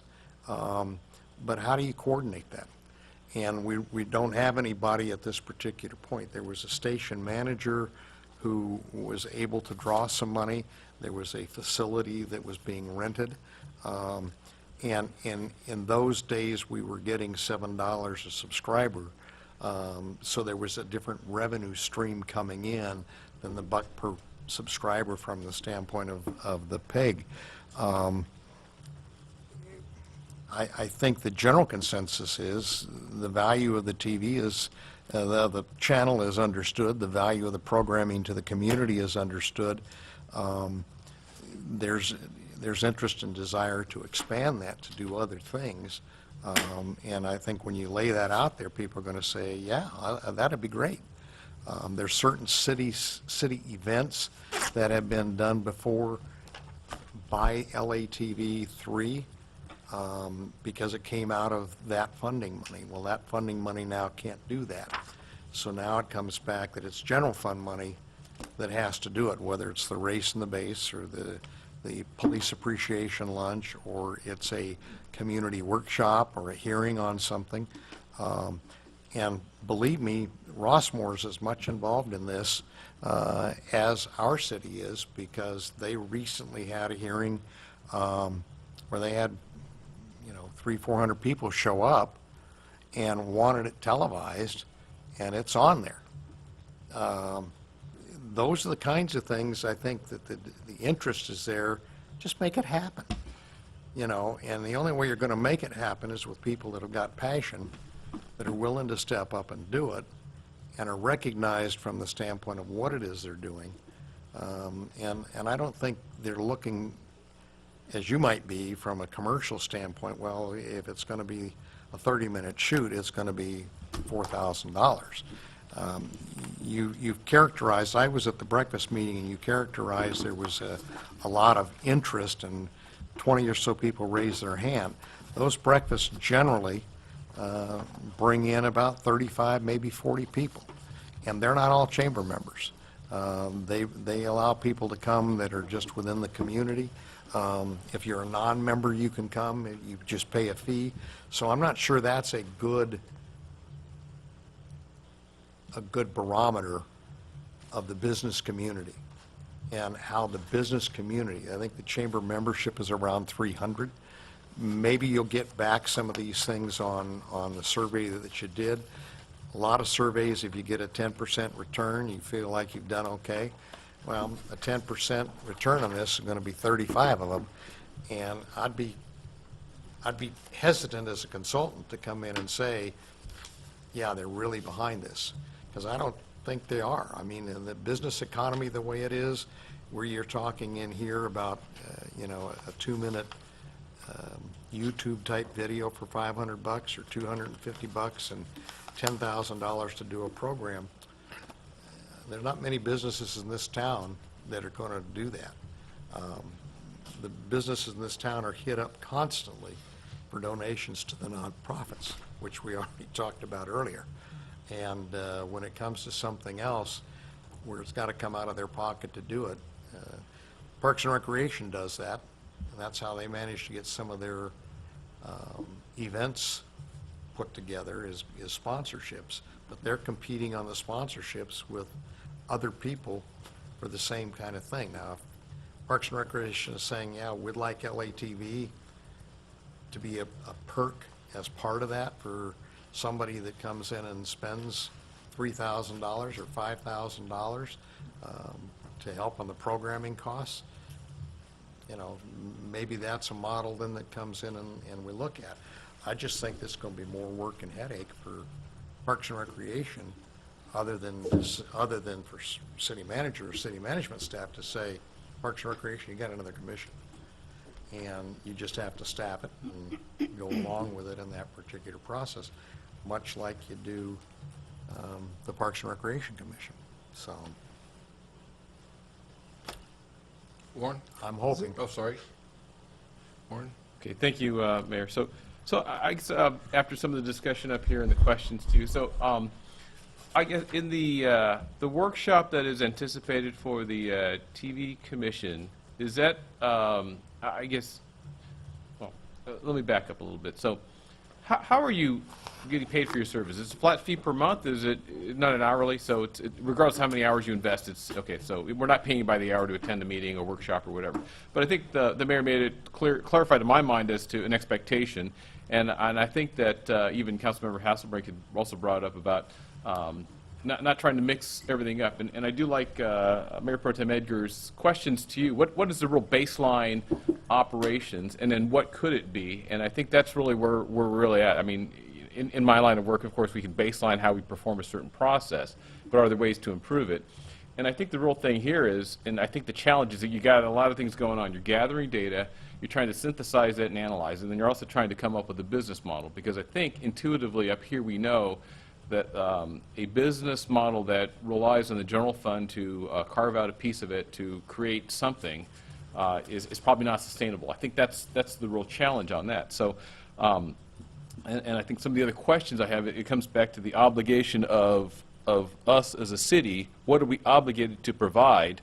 And I think it's really, as Dean said, just bring your DVD and we're obligated to put it on there. So the actual act of creation, I think that's what we're really trying to struggle with. We have this revenue stream that comes in that could go towards creating the infrastructure for that in some kind of standpoint. But the other part is, I think what you're looking at is, how do you have a revenue stream that pays for the labor to create the content and the product, not to buy the equipment? And the equipment may be a nice thing, but as I facetiously told you, in our previous meeting, our prior meeting, is that I can take this and produce a show. It may not be the best quality, but it'll be good enough maybe for my purposes and to put on YouTube or whatever. But the technology is such today that I think there's the ability, and then even the editing part, it's with the computers today, I think we can do some editing. Again, it may not be to some of the people's standards, but I think, well, all that said, I guess in the upcoming workshop, I think it's clear. I don't believe that you need to be there. Is that, would you agree with that? Or I'm not sure what the... I guess I'll have to think about whether or not it's the first time I was considering whether or not we need to be there. It was the way the meeting went, we led this discussion by updating, where we were in the study at that point, and then they had an agendized meeting to talk about their, about their missions and goals. And then after some discussion, quite a bit of discussion, they decided, well, we can't have that on tonight. We're not going to achieve that on tonight's agenda. So how about if we do a workshop? So the workshop was sort of something that, just came up at that meeting because they weren't able to But David, I'm sorry, complete let me yeah. ask, so do you think by attending a workshop, you're going to get some meaningful information that's actionable, that will then, come back as part of, this is how the baseline of how it operates and how it should, or you could say an improvement to that? Do you believe that that's what you're going to get by attending a workshop? And then I'll look at staff, because I'm not sure, again, what's the best use of the consultant's time, but if it's to gather information, go for it. But if it's to address questions, much like, you're not being vetted out by them. I mean, we already hired you. We just want you to come back with the data and how are we going to sustain this thing? How is it going to have a revenue stream to not be a burden on the general fund, right? We're going to look at allocating, appropriating money for equipment and infrastructure, and then again, I'm not even sure of a studio, because I happen to have gone down to Irvine at the Korean Cultural Festival and bumped into Ernie, and he showed me City of Irvine's equipment, and they have no room. They have no green screen room or anything. They have a room full of equipment. So here's a big city with a lot of revenue. So anyways, with that, I guess if the information's clear, I mean, the kind of the direction and desires of the council is clear, I think that you don't have to answer what it is, but certainly I would give that some thought. But I think we're hungry for data, is I think what it is. With that, back to you, Mayor. Thank you. Good. Anyone else? All right, mayor and council initiated business. Council announcements. We're done. Thank you. Sorry, guys. I'll go first if I may. Please. So I did mention about the Korean Cultural Festival in Irvine that was sponsored. Well, I believe it's a nonprofit, but Mayor Choi had invited us down there, and he did that when I was over attending the Southern California Association of Governments conference in Palm Desert, and there were some items on the agenda that had come up, and I supported most of them, but one of them, and I do a report to the council, which I will work on. I get that to Wendy, but the one I didn't support was the change of the bylaws that would reduce the quantity of voting members for quorum, so there was some concern with that, so I did not support that matter. I also attended the La Palma State of the City. I attended the Chamber Commerce networking breakfast in which Skyline presented, and let's see. And one thing, I do want to thank the mayor and the council for something that I actually volunteered for. At the Orange County supervisors level, they do have the Orange County Parks Commission, and there was an opening for an inland city rep. The way the commission is set up, there's 5 appointed members by each of the supervisors, and then there's 2 elected members by the city selection committee. And there's 1 member that's the coastal, like Seal Beach, Newport Beach, Costa Mesa, Dana Point. Not Costa, Dana Point. The cities with harbors and beaches. And the other one is an inland. So the inland seat was open, and I did apply for that with support of the mayor, and I was elected to that last week. So I am the Orange County Parks Inland Commissioner rep. And with that, the other thing, I will defer to Councilmember Gross. When you come with your comments, I hope you would expand on your attendance at the Sacramento for opposition of AB 1217. And with that, back to you, Mayor. Thank you. Shelley? Okay, I did attend the Los Al Chamber of Commerce breakfast with Councilmember Kusamoto and Councilmember Gross, and did hear Skyline and heard the interest and all that. I did attend the Seal Beach Police and Safety Awards. That was pretty cool. It was not only the police officers, but they have a pretty large volunteer police department or safety department, and then also other Marines. So they had some very good stories about some of the things that the lifeguards are doing out on the oceans. It was pretty amazing stuff that they're doing there. I did attend the Orange County Library Advisory Board. We had our quarterly meeting. We did approve our budget for 15-16.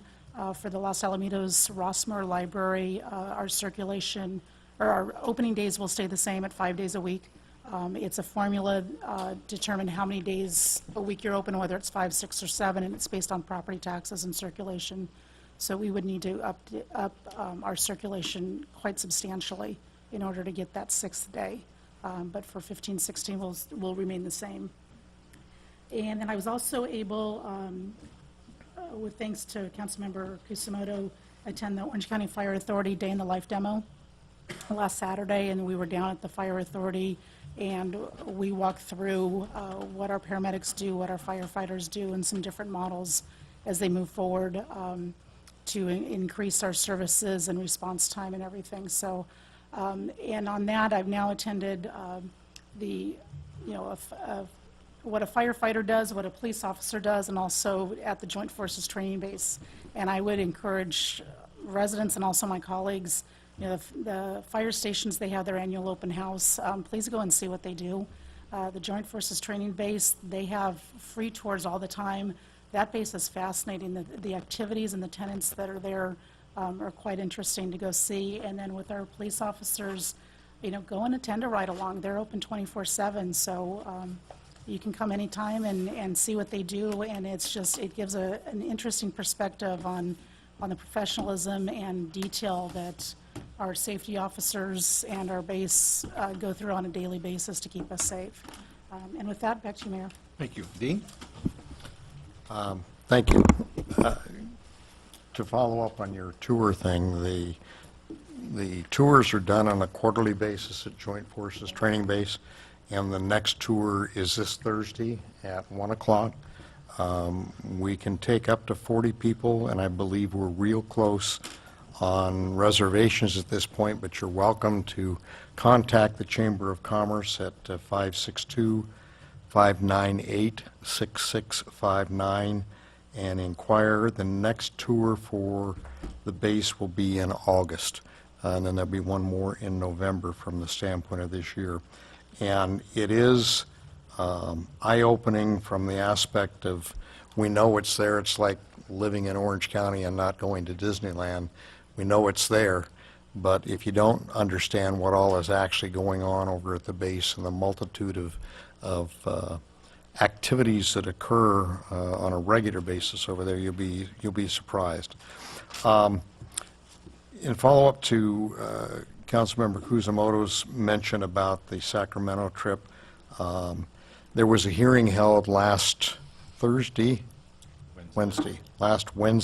up in Sacramento that came up rather quickly, and the opportunity for a council member to attend was run out, and I indicated I could adjust my schedule to go, and I went with the city manager, Mr. Plumley, up there. It was a perfect opportunity from the standpoint to do the kinds of things that we've been talking about, because a bill was introduced by Assemblyman Daley from Orange County, and he described the bill as a district bill, meaning that it was related just simply to his district.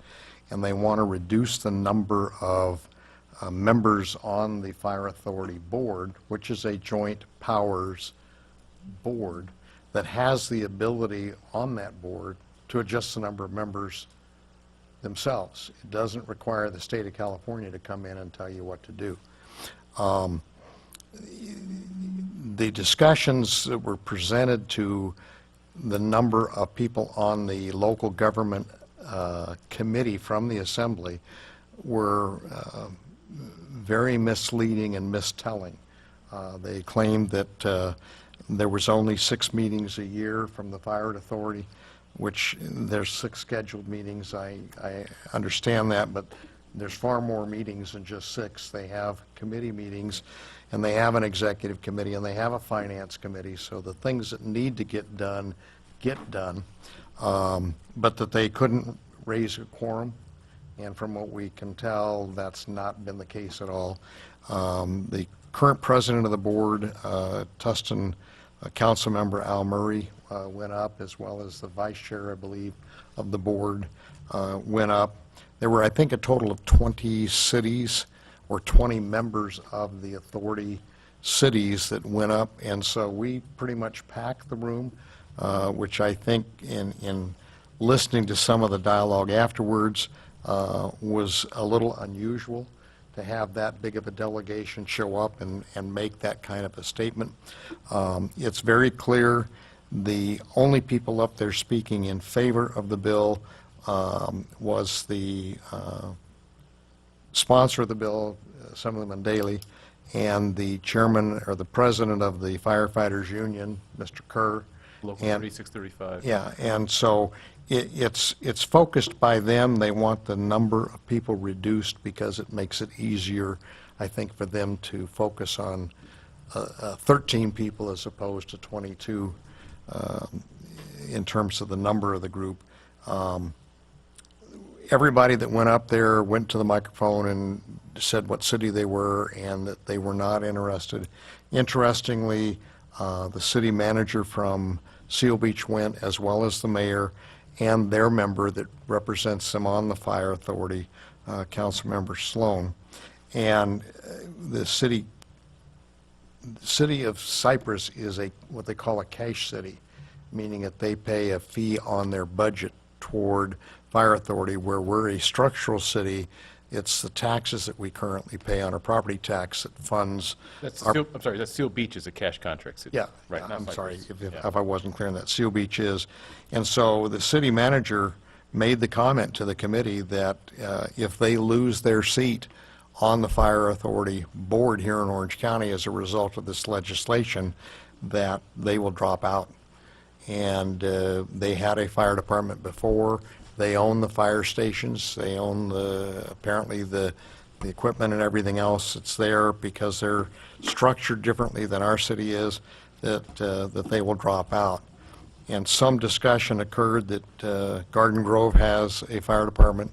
Huntington Beach has their own fire department.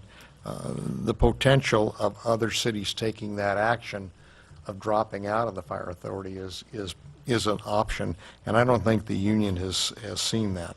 But we have the opportunity to also go to our delegation up there and speak with the senators and speak with the assembly members that represent our city, and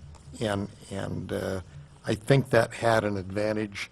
The vote on it was 5 in favor of the legislation, 2 against, and 2 members that did not vote, that they declined to vote.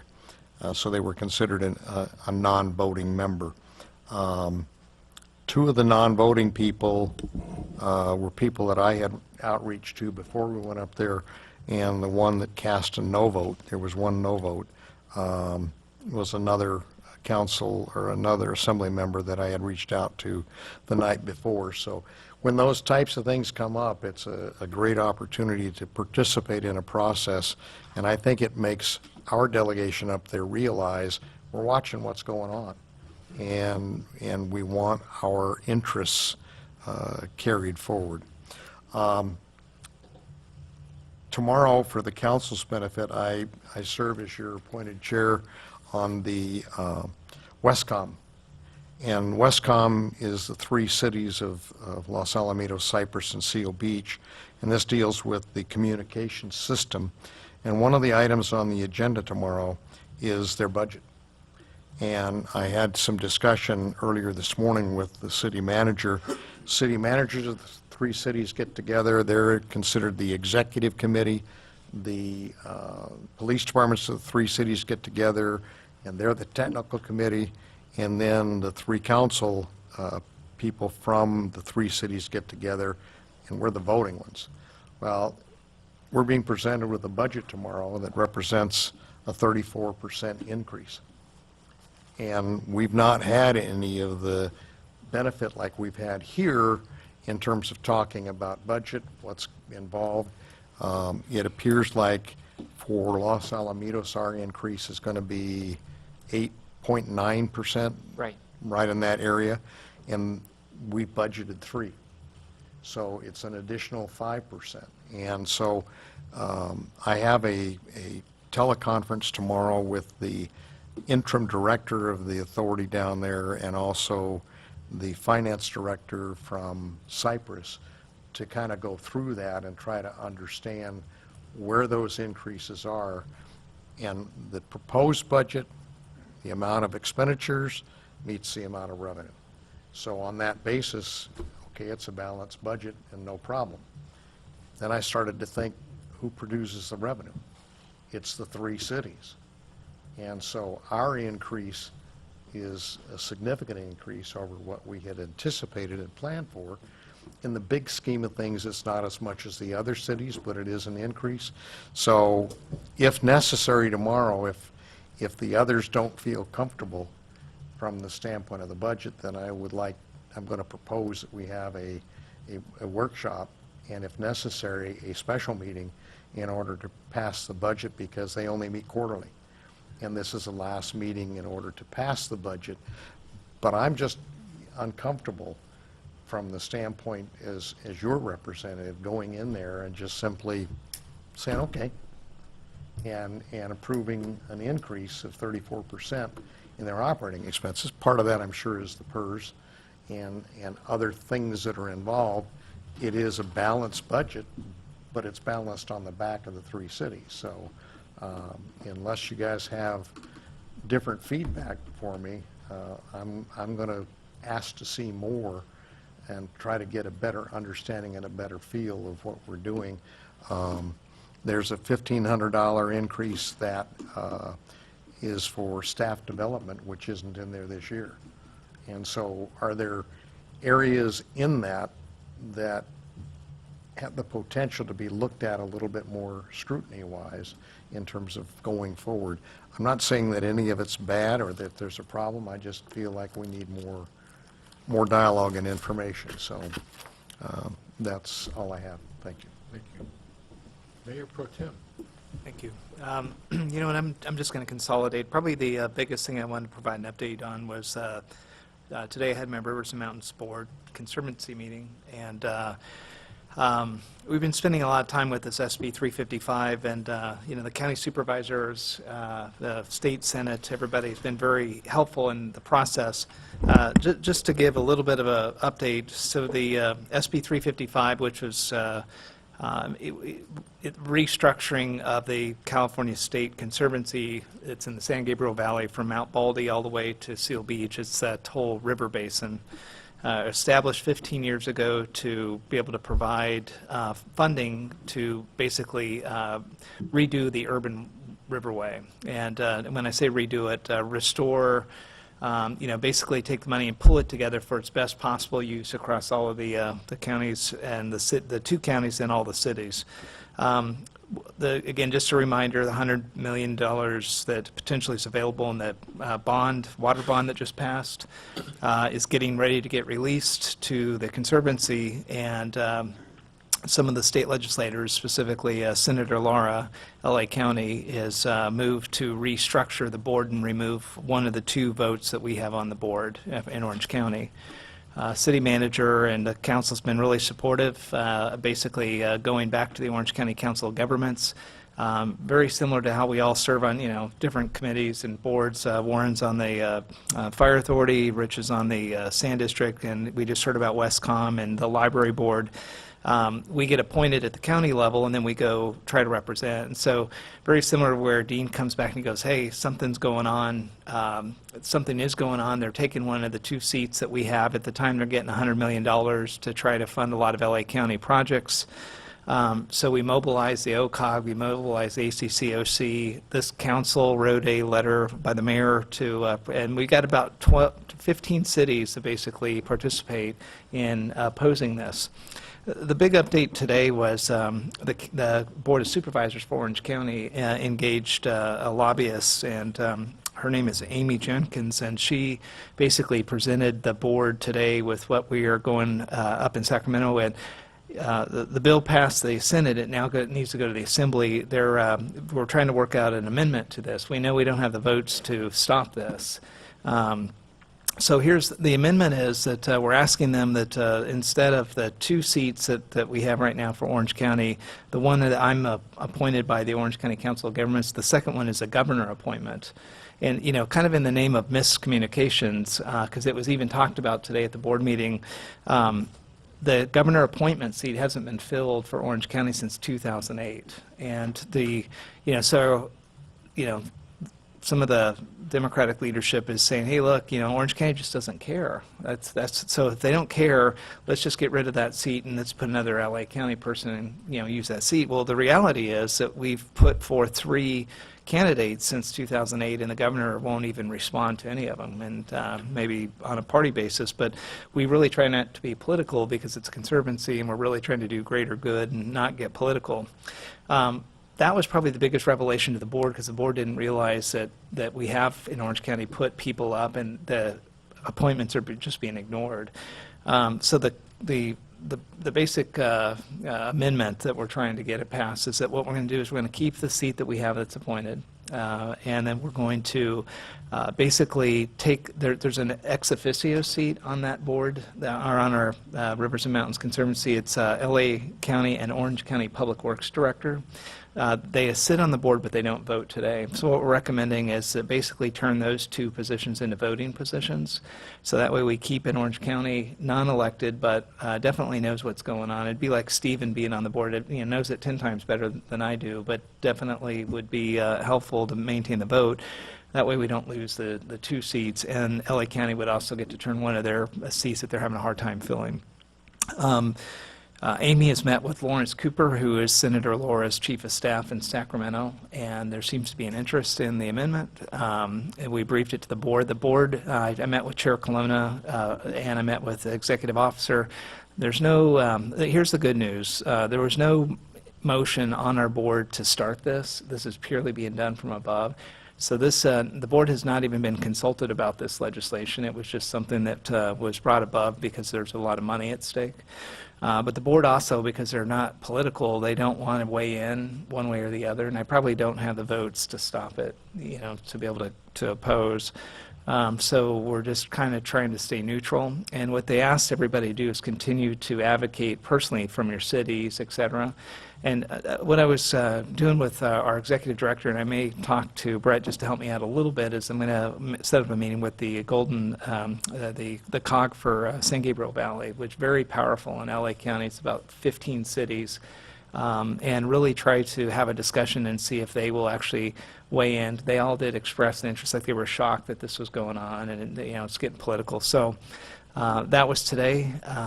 This thing will go up to be voted in the Assembly over the next month and a half, and so I will meet with the also, I think I'm going to try and meet with the staffers on the LA County Board of Supervisors, getting Michelle Steele to help us on this side.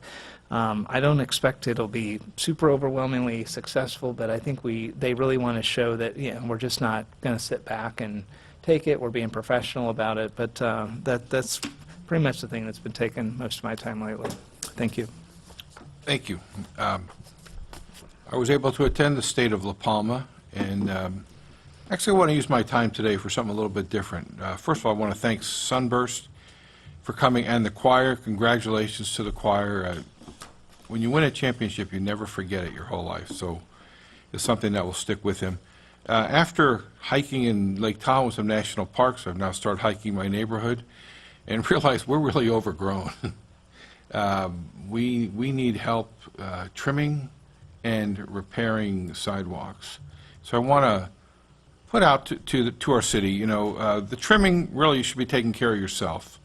The overgrowth of trees and bushes into the sidewalk is really a nuisance that's easily taken care of. But I'd also like to request citizens contact the city where there are not malfunctions, there's irregularities in the cement, and very easy to fall down, especially if you walk at night. And let's see if we can just make our city a little cleaner and safer. With that, anything from the city manager? I did attend also the SCAG conference with Councilmember Kusamoto. Was that week before last, right? Yeah. And some good opportunities on transportation and some very good sessions that we attended. And I did attend the AB 1217 hearing with Councilmember Gross, as he suggested, and that was a very successful day. I felt the same way. Very good Orange County congregation that went to Sacramento and showed the support and showed that Orange County can make a difference. So it was very good. That's it. That's all I have. That's all you have? Closed session.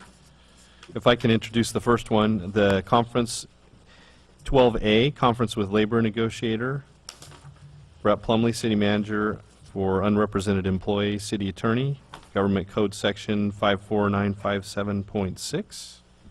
And B, conference with legal counsel, initiation of litigation pursuant to Government Code Section 54956.9, sub B, sub 4, one potential case. Thank you.